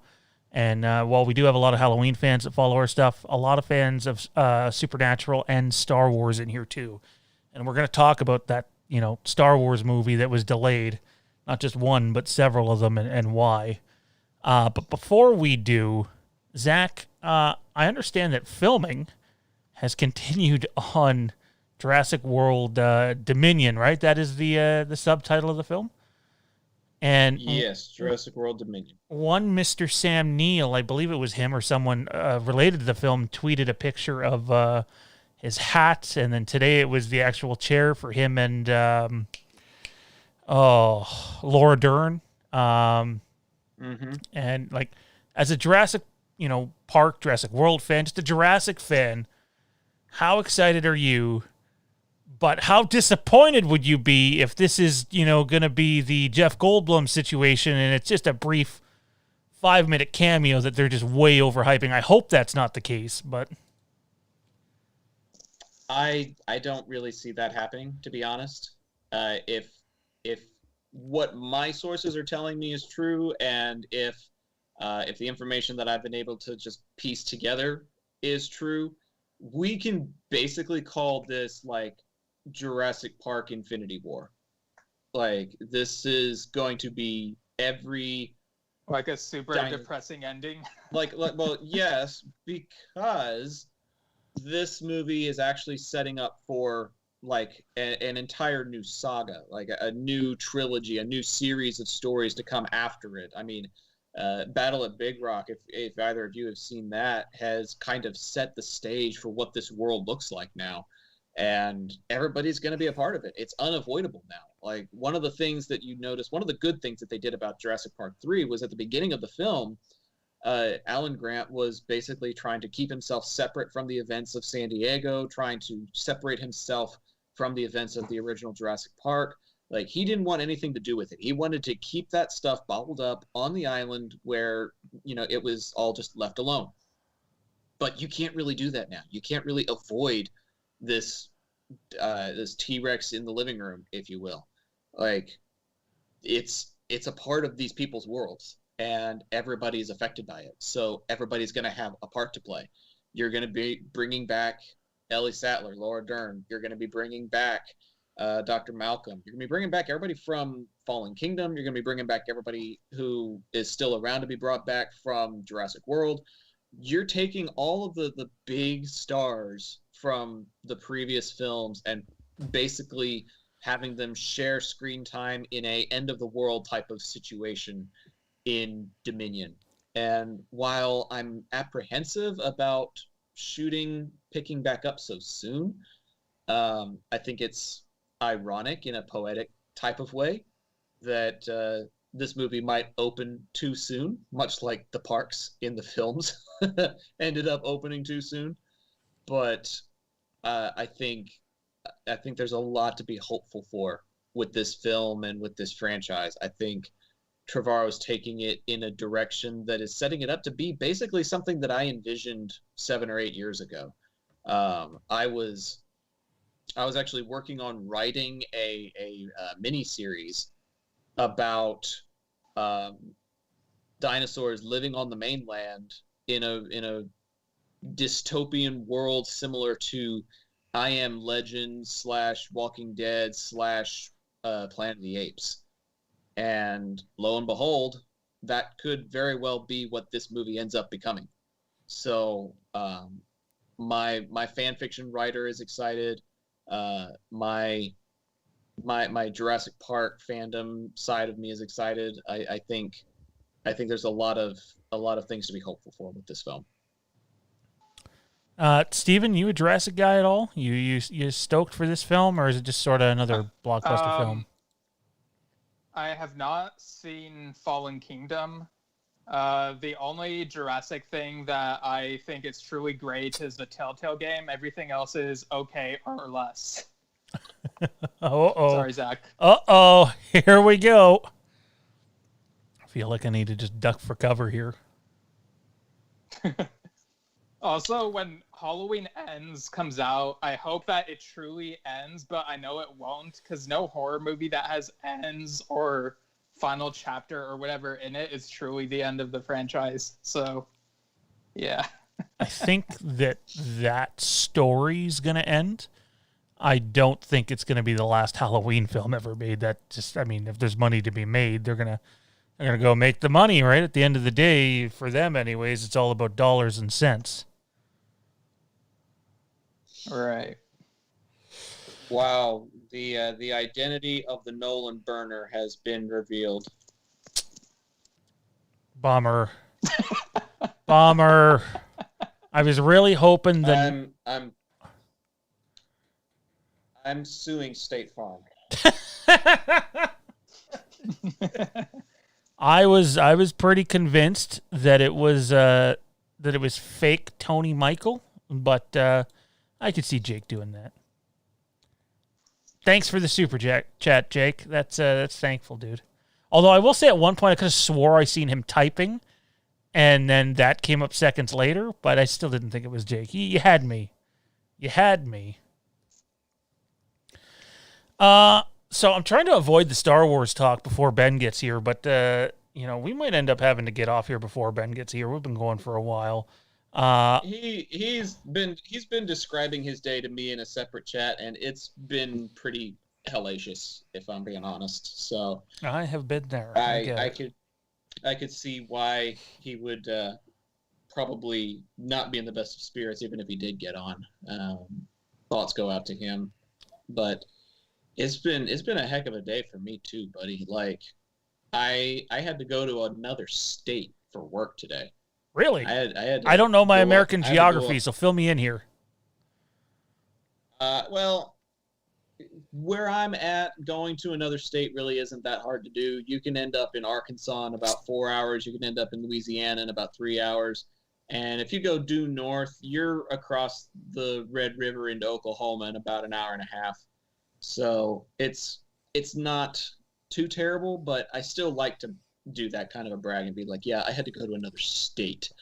But there's a casino that's just across the border because gambling's illegal in Texas. There are some horse races and there's obviously going to be some gambling that goes on at racetracks and stuff like that, but there's no casinos in Texas. Wow. And so if you want to go to a casino, you got to go one state over. Most of them are on Native American reservations and stuff like that in Oklahoma. And literally, if you go across the river, the very first exit, the very first turnoff that you take will take you to a casino. So it's like literally like 100, 200 yards across the border. And we've got I want to say 18 or 19 ATM machines on that property. And I had to go take care of 14 or 15 of those this afternoon. I get back home 10 minutes after 6, and I had someplace to be at 6:30. And I was there 6:30 to 8:30, and then I come home and I'm hopping on right at 9 o'clock. So it's been a heck of a day.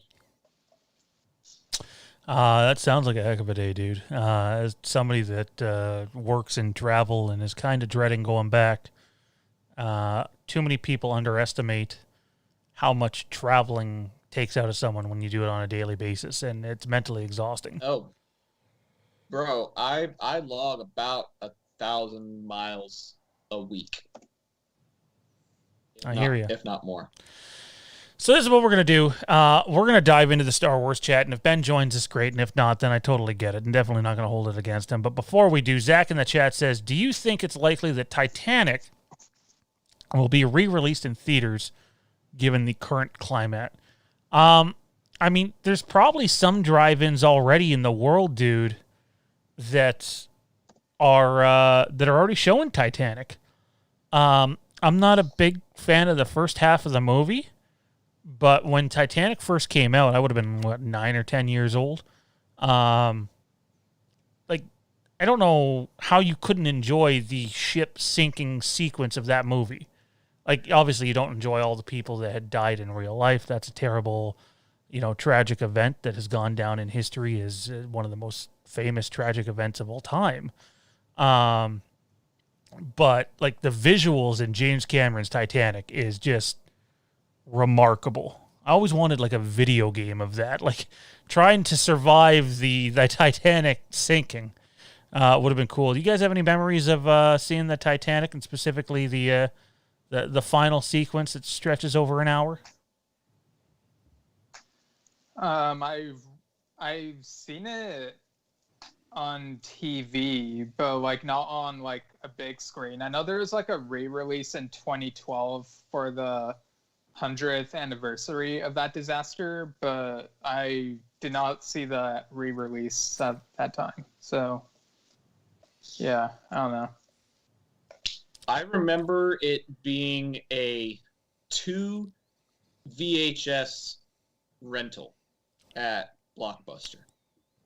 And I also remember Paint Me Like One of Your French Girls being a meme about 7 or 8 years ago. That and the whole discussion about whether Jack could fit on the door. That's like the extent of my knowledge of the Titanic. Oh, man. And all of the people, all of the ghosts that disembark from the Titanic in Ghostbusters 2. That's the extent of my knowledge on the Titanic. I never saw it when I was younger because of that French Girls sequence. My parents were super conservative and didn't even want me seeing titties, so that wasn't something I saw growing up. It wasn't something I actively sought out, and I've always heard good things about it. I've heard that it's a cinematic masterpiece. It's one worth seeing. It's one of those that I never got around to.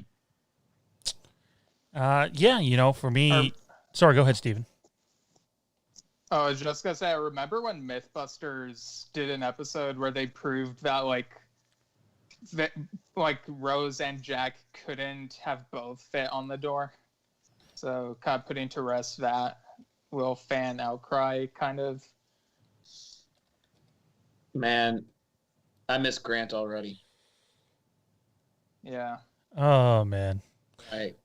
He made that show, man. Honestly, it was about the other two guys, but every time you needed, I don't know, I don't even know the words for it. Every time you knew that it was going to be a great episode when Grant was on it. That's the only way I can describe it. And all the tributes that have been made since his passing are so touching. Like, the whole community feels that loss. But it was such an interesting show. I kind of wish that it was still going on, but I understand why it needed to end too.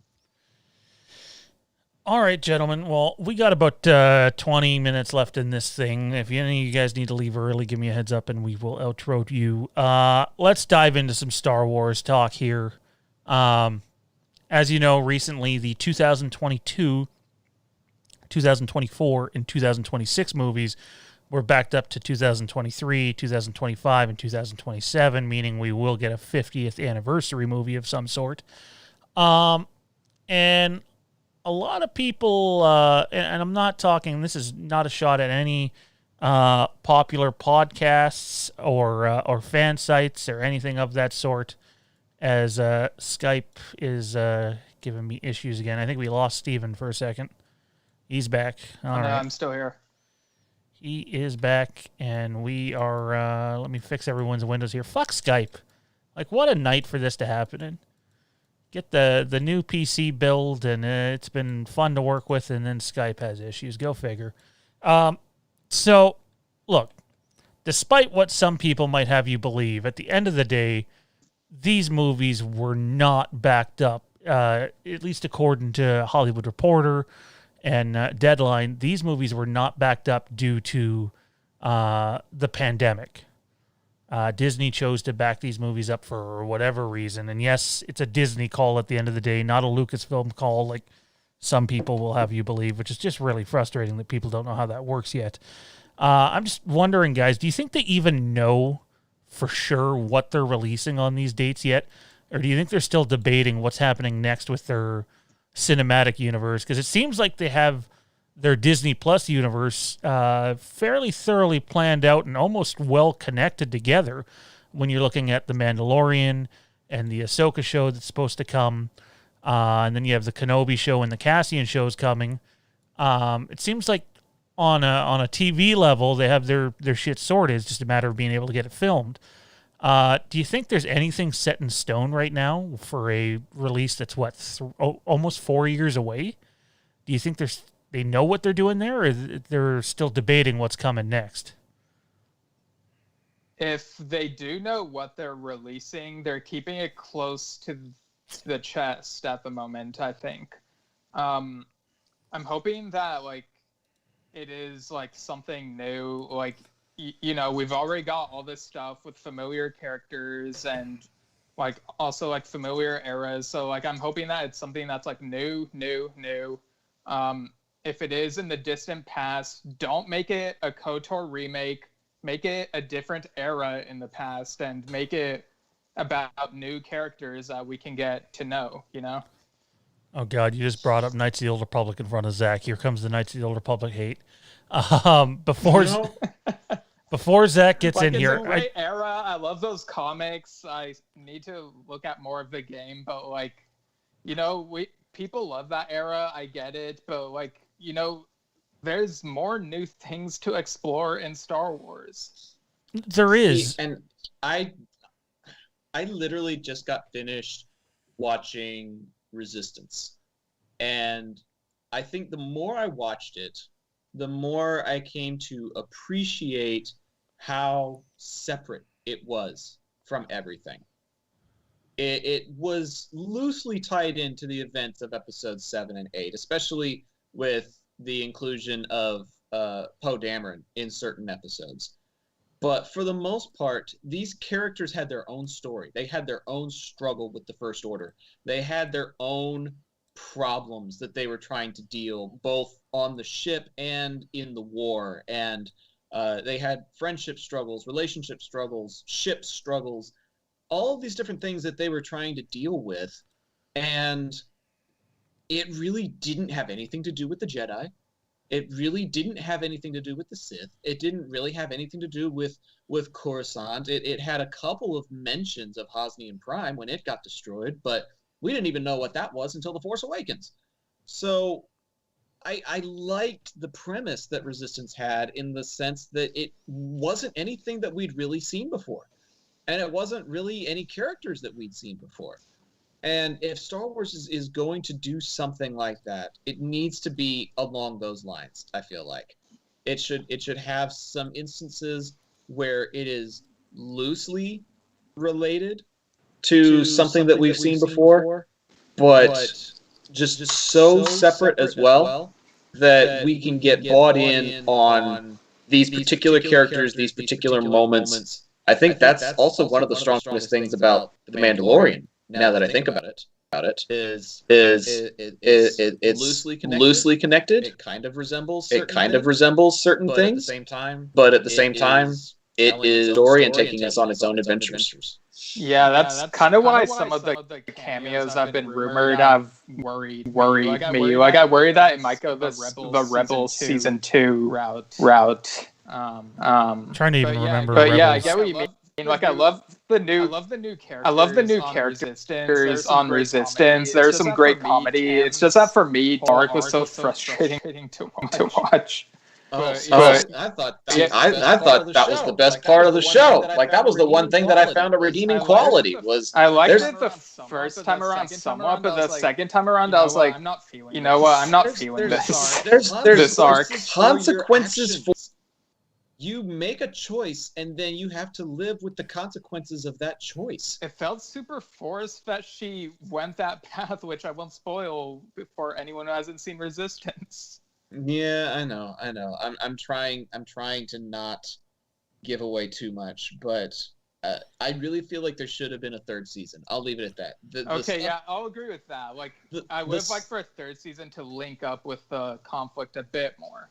Yeah, let it wrap up that storyline. Let it wrap up the two random kids that were hiding in engineering for whatever reason. I don't even know what their purpose was. What happened to the old lady with the tattoos that got brought in late in the season? What kind of a purpose was she supposed to serve? Like, there's a lot of characters that have unfinished story arcs that Disney apparently just pulled the plug on the show and was like, that's it.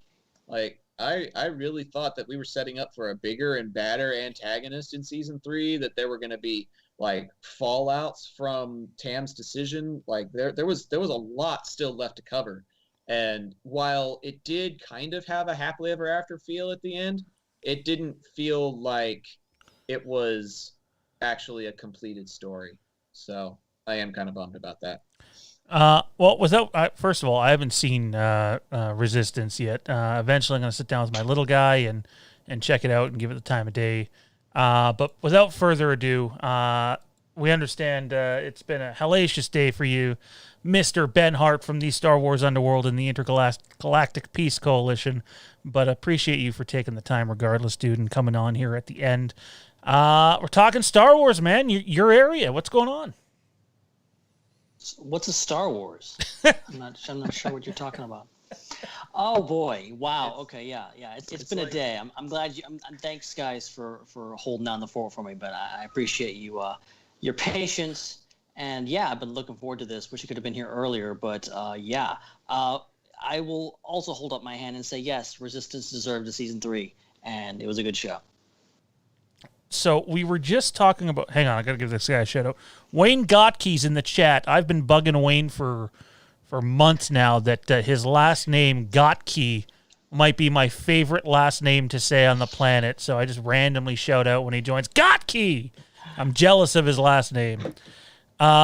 We were just talking about the Star Wars movies that have been backed up, the ones that were supposed to be in 22, 24, and 26, which are now in 23, right. 25, and 27. And it seems to be some of the more reputable media sites are claiming this backup has nothing to do with the pandemic. What are your thoughts on that? And do you think they actually have a set plan, like they know for sure right now what those movies are going to be, being it's like 3.5 years away still, or if they're still going over what's going to happen with those? It seems like their TV universe is kind of set and some of it is connected, where it seems like the movie universe necessarily might not be set in stone. Where are you with that, man? Yeah, I would say the reason they're set so far in the future is because they don't have a set idea yet as to what exactly those movies are.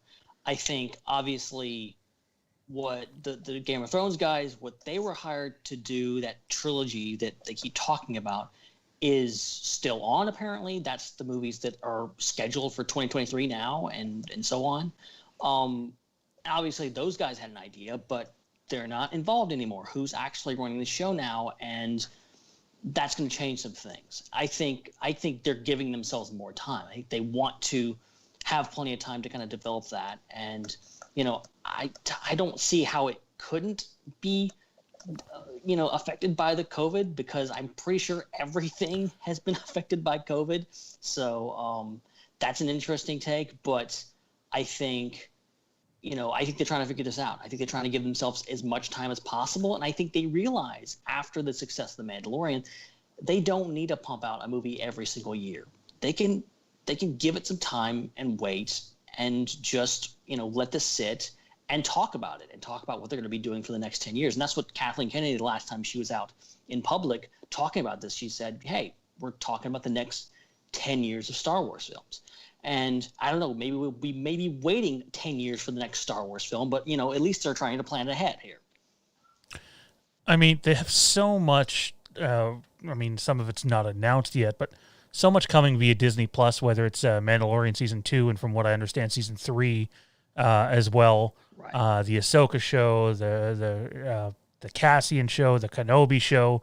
I know there's been other heavily rumored shows by very reputable places that are coming. Then you have their animated stuff, and all we've heard about on that so far is the Bad Batch. But to my understanding, there might be something coming before the Bad Batch. We'll see if that still happens.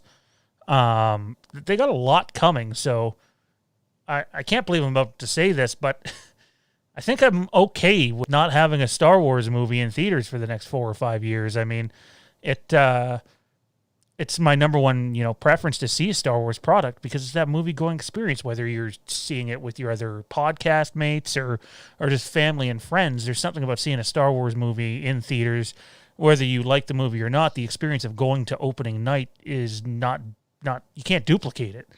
But at the same time, there's so much coming that it's kind of like, okay, you know what? It could be worse.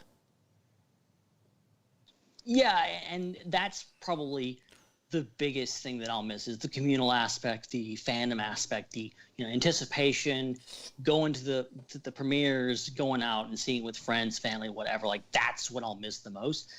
But as a his movie, way of saying he misses me. don't go that far, but don't give yourself too much credit. No, I miss you. I love you. I miss you. But that's the biggest thing. Other than just as a movie, like, I can wait. I can wait for a movie. I am bummed that we're not gonna have that communal aspect for a little while. But you know what? It makes it all that much more special that we're gonna have to wait a few years for the next movie, and then it'll be right back into the swing of things of we're doing this again. It's gonna be great. And because we hadn't done it in like ever, at least in my case, when we got Force Awakens. So, I think bringing it back around, but also having this stuff on Disney Plus. And I think we're just going to have to, I don't know, go all to one place and watch Disney Plus together, even though it makes no sense. I think we're going to have to do that at some point. Everybody to my house, Disney Plus, it's open, big screen TV. We're going to do it. Rent out a movie theater and just watch it on a. I know you used to be able to rent out movie theater screens up here. I don't know if that's a thing down there, but. Look, Mandalorian deserves to be on a big screen. All right. So, just go ahead and screen that. So before I get to everybody's best guesses on what the next movies are going to be, I want to touch on something Steven said earlier. And then Ben joined and I kind of got thrown off track. You mentioned you didn't necessarily want it to be a remake on Knights of the Old Republic. And I can't believe I'm about to say this, but I'm with you. I'm a huge Knights of the Old Republic fan. I think Knights of the Old Republic tells the second best story in Star Wars next to The Empire Strikes Back. But the problem is when you remake something, you're going to have people hate on it because it's Legends now. So not everything is going to be the way it was written. Characters aren't going to be exactly how they appeared before. And immediately you're going to have comparisons. Oh, well, this guy did this in Legends, but is this way in the current canon. And you're just opening up a can of worms. I would like that whatever they do next be completely, on the big screen, completely original and do it that way. Introduce us to new characters. Maybe that means casting more well-known actors as these characters, the way Marvel does. But I want something completely original. So, yeah, I'm actually kind of against the idea of a Knights of the Old Republic movie, so... And I think that time's kind of passed. I mean, the last game was 17 years ago, 16 years ago. It's been a long time. So, anyways, let's close this out with what everybody thinks the next Star Wars cinematic movies are going to be. I mean, who knows at this point? I don't know what everyone's best guess. This is what I would say, is I don't think Rian Johnson's going to do a trilogy still, but I do think Rian Johnson's going to be a part of a trilogy. And I have no inside information on this whatsoever. This is just my. If I had to throw some money on the table, this is what I'm betting on. If they have no set plan right now on what these movies are going to be, and you have Taika Waititi doing a movie, you have a Kevin Feige movie, and you have a Rian Johnson movie. All three of these guys, whether you like certain projects they did or not, are incredibly talented filmmakers. Obviously, Kevin Feige is a producer, but why not get these guys together and thoroughly plan out a proper, whether you like the sequel trilogy or not, anybody that tries to sit here and say that that thing was thoroughly planned out, I'm going to argue with them till the day I die. Let's Hey, no arguments here. Let's thoroughly plan out a trilogy with three incredibly talented people. You know, maybe Favreau and Filoni take on the directing role of a Feige movie, and then you have Taika Waititi do his and Rian Johnson do his. Like, why not get these incredibly talented people into a room and thoroughly plan out a badass Star Wars movie rather than saying, hey, Ryan, go do your own trilogy that we're not going to see for 15 years. That would be my best guess. Maybe thoughts on the idea of that possibly happening and what your guys' best guess on what these movies are going to be that are currently scheduled for 23, 25, and 27. I feel like it doesn't. I know we're used to trilogies, but I personally don't think Star Wars needs to rely so much on trilogies anymore. Like, they could be Amen to that. Yeah, they could be standalone films, even if they are set within like the same era. And it's like you could have different characters in each one, but maybe they each reference like a similar backdrop, like what's going on in the galaxy, like just generally. But they could all be like different planets, different situations, and whatnot. But yeah, I think definitely something set in an era that we haven't seen before is what I think we're in for in the next film or one of the next films. I'm not sure if it'll be from Taika or Feige. I think it could be one of those two. But I don't know. It could be a crowd pleaser. I hope it's not something too safe or predictable. I hope there's some experimentation, but not in a way where it feels too subversive, if that makes sense. So yeah, all that is to say, I don't know like exactly what's coming, but those are kind of my hopes and whatnot. I'm with you guys on not needing to do the trilogy thing, but my fireback would be, then why did they announce 3 dates again?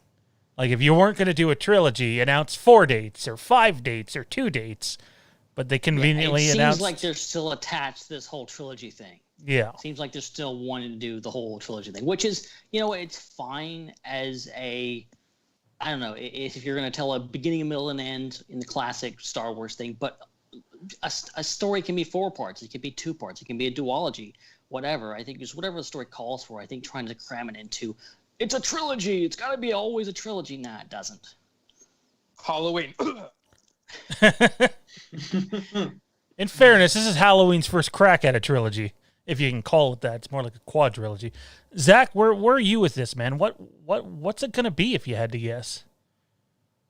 Oh man, I'm sitting here like making a list on my phone of all the different possibilities because there's so much potential and so much out there that has been discussed or been written about, or the door is open for it, or maybe there is no door and this is the chance to open that door.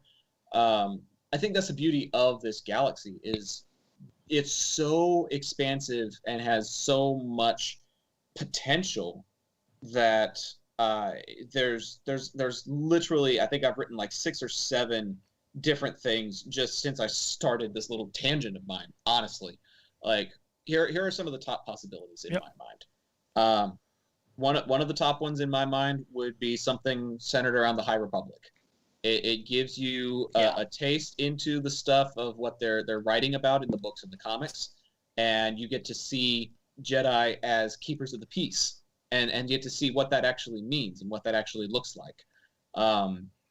I think based on the success of the Clone Wars, you could have a film that is set in the Clone Wars era or just after Order 66, looking at the rise of the Empire from the fallout of what the clones are doing. I really think there's a lot to be said about the unknown regions, because there's a lot of talk about the unknown regions in something like Resistance, and that's where Exegol was in The Rise of Skywalker. It was technically in the unknown regions. So there are some loose tie-ins there where we could explore what the unknown regions looks like. What does that even mean?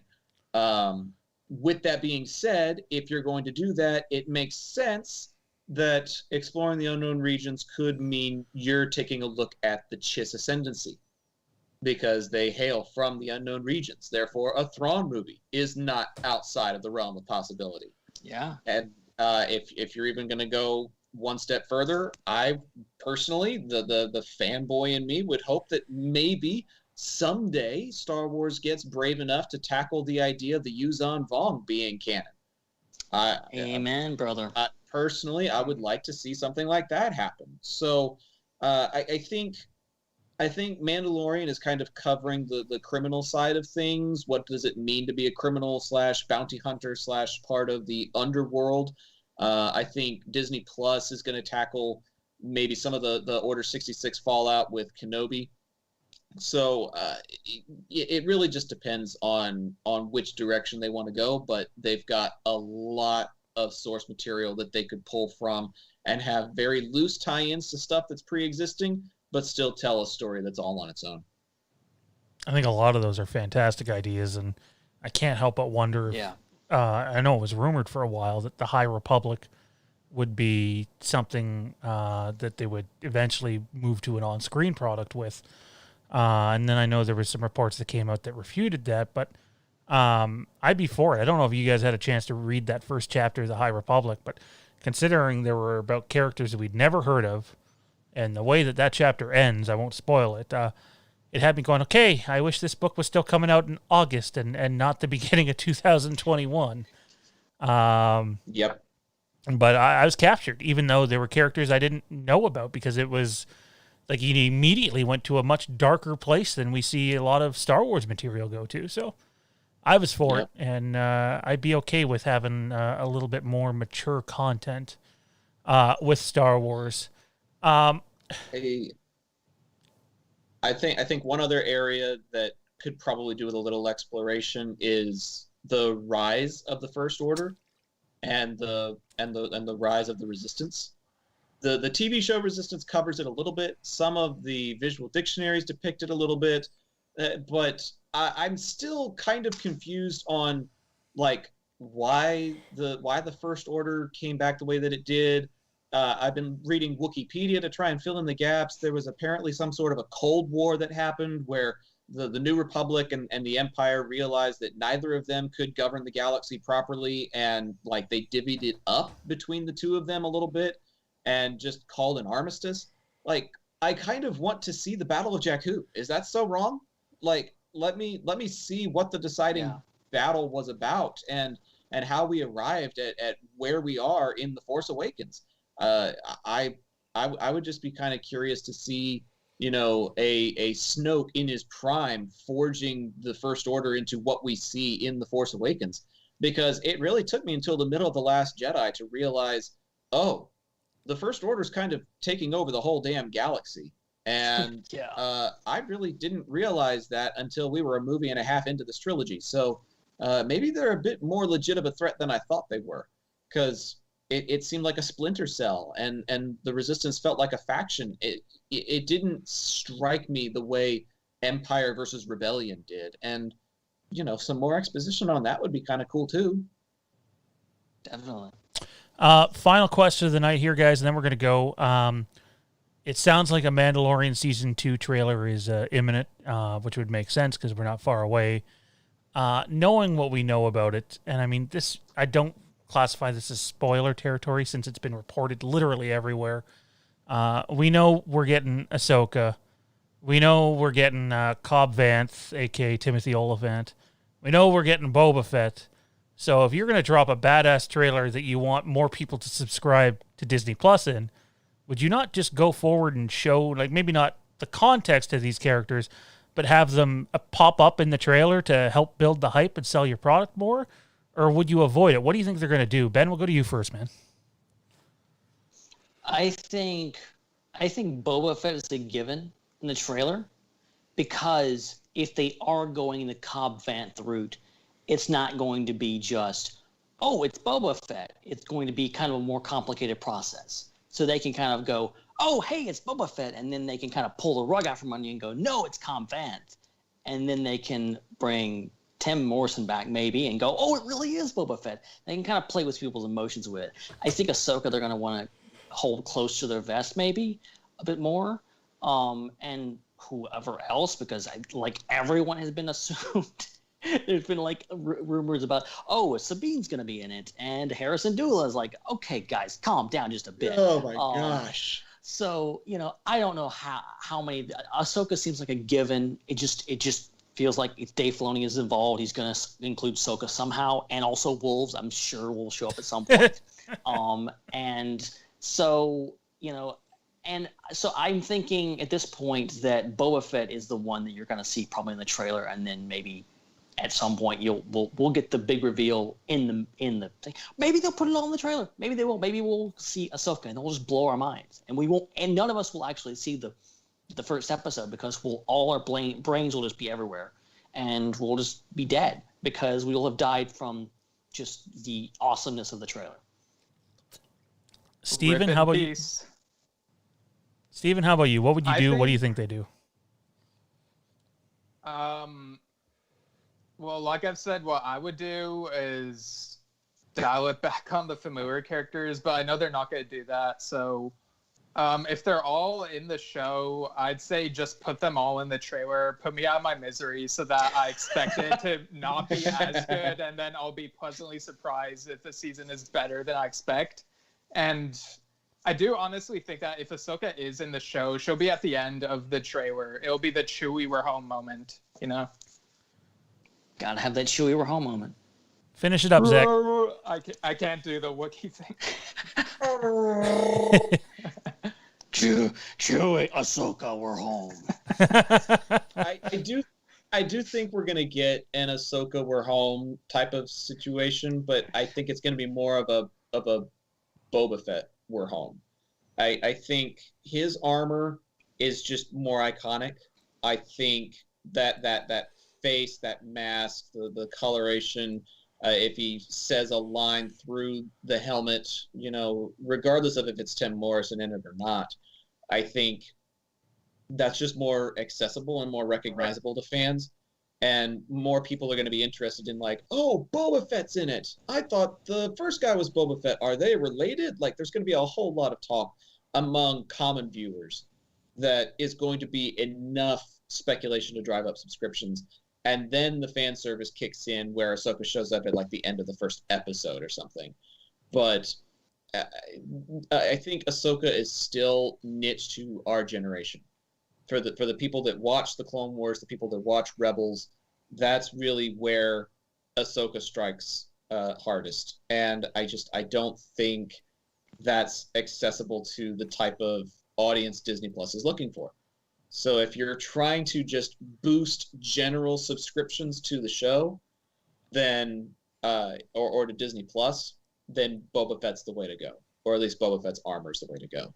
And anything that's Ahsoka related is going to end up in the show itself for the people who are already sold on it, the people who are already watching it and are just now reaping the rewards of their patience by getting to see a live action Ahsoka in the show. Sounds about right, guys. Makes a lot of sense. So if you hear that, we've come to the end of this this 2+ hour stream, which Steven, you've been here since before the beginning, since Skype decided to stick its virtual middle finger up at us and cause us more issues. Tell you, Zoom's becoming much more tempting during this. Steven, thanks for doing this tonight, man. Where can everybody find you at?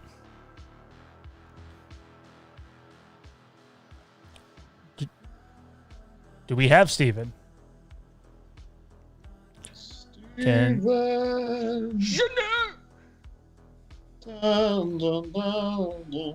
I can't do that. I can't hum violin music. All right, let's see if we can come back to Steven. I don't think he knows that we're trying to talk to him at the moment. You got us, Steven? I think he would be muted. That would be odd. I don't know why I'm he would pointing do to that. my headset. We can't hear him. No. Well, hang that on. would mean he can't hear us either. Speak, boy, speak. That would be awkward. Skype does it again during the outro. Ben, I know today sounds like it's been a hell of a day for you, dude. Thanks for taking time out for us anyway. Where can everybody find you at, bro? Well, first of all, I sincerely appreciate you guys being patient and allowing me to be on here for at least a few minutes and to say my piece about a few things. And I wish I could have been here longer, but as they say, as they go, glad for what happened. And yeah, this was fun. Thanks, guys, for having me. And I will say, go find me at Ben Hart with no E on Facebook, Twitter, and Instagram. I keep wanting to say Google Plus. It's not a thing anymore, brain. Stop doing that. But also find me at IPC Podcast, at the SWU, and at Culture Slate. Those are my 3 things. Awesome. Good stuff. Zach, how about you, man? Where can everybody find you at? Just do more things. Why don't you? Like, you don't have enough things that you're doing. You're working in a restaurant. You're writing on a Star Wars website. You're on like 2, 3, 4 podcasts a week. Like, and I was busy today with things that are separate from all that too. Oh my so God. You can imagine. Wow. I thought life slowed down when you were done with school, but no, it just picks the freak up. No, it never slows down ever. Oh man. Well, I'm trying to get back into the swing of things for sport broadcasting because we're still trying to play high school football in the fall in a couple of months here. So I'm getting ready to do some prep work for like logo design, web design, upgrading my audio equipment, things like that. So kind of excited about that. The broadcasting stuff's going to be happening on my social pages at Zach the Voice, ZACH the Voice, on Facebook and Twitter. And then I am Zach.thevoice on Instagram because somebody took the other username. So that's my personal stuff. I'll be talking about movies and TV and other stuff like that until then, but football season's right around the corner, so I'm excited for that. And IPC is kind of flying by the seat of our pants right now, if I'm being honest. Like, we kind of text each other on Monday or Tuesday and be like, hey, how about we talk about this week? And it's like, yeah, let's do it. And so you never know what you're going to hear from us, but just follow us at IPC Podcast on Facebook, Twitter, and Instagram, and we'll let you know as soon as we know. Awesome, man. Good stuff. And for those that are wondering, you can check out Steven's podcast, Delayed Replay, over on the Channel 1138 network. Very unique podcast. I don't think there's anything else like that out there. I think we have. We have Steven. See if I can pull him back in here. I got rid of his NDI source. One moment here, Steve. Let's see if we can get him in here and he can outro himself. There he is. He's back. Steven, where can everybody find you at, man? Okay, so people can find Delayed Replay at channel1138.com/delayed replay. And you can find the links to the podcast feeds on there. It's on Apple, Google, Spotify. You can also search on YouTube. Talk about movies that came out this year as if they did come out. Actually had Ben on the Tenet episode and Zach on the New Mutants episode. So those are fun. Yeah. So yeah, we pretty much come up with stuff on the spot when describing what happened to the movie. So go check those out and leave a review. Cough. Halloween Kills. This guy, October, cough. Yes, I know. Anyways, guys, thanks for being a part of this. Great pleasure. I know Skype has decided for the first time in months to not agree with Streamlabs, and that's kind of frustrating, and I apologize to the audience for the ever-changing windows. Just want to say thank you to everybody who tuned in. Sorry for being late. Thank you to everybody who sent in super chats. It's always something else when people take part of their hard-earned money and donate it to our live streams. It goes right back into the channel, and we appreciate you guys for all that. And I'm trying to think of when the next time you'll see us live stream. There's a chance we'll do it tomorrow afternoon. There will be no Fandom Empire Live Friday at 2 p.m. Eastern. I'm going to pick up my little guy. So we'll see you guys when we see you. For Zach, Jake, Steven, Ben, and Tommy, who helped us do some of the advertising for this thing tonight, I'm Sean. We'll see you next time. Ciao.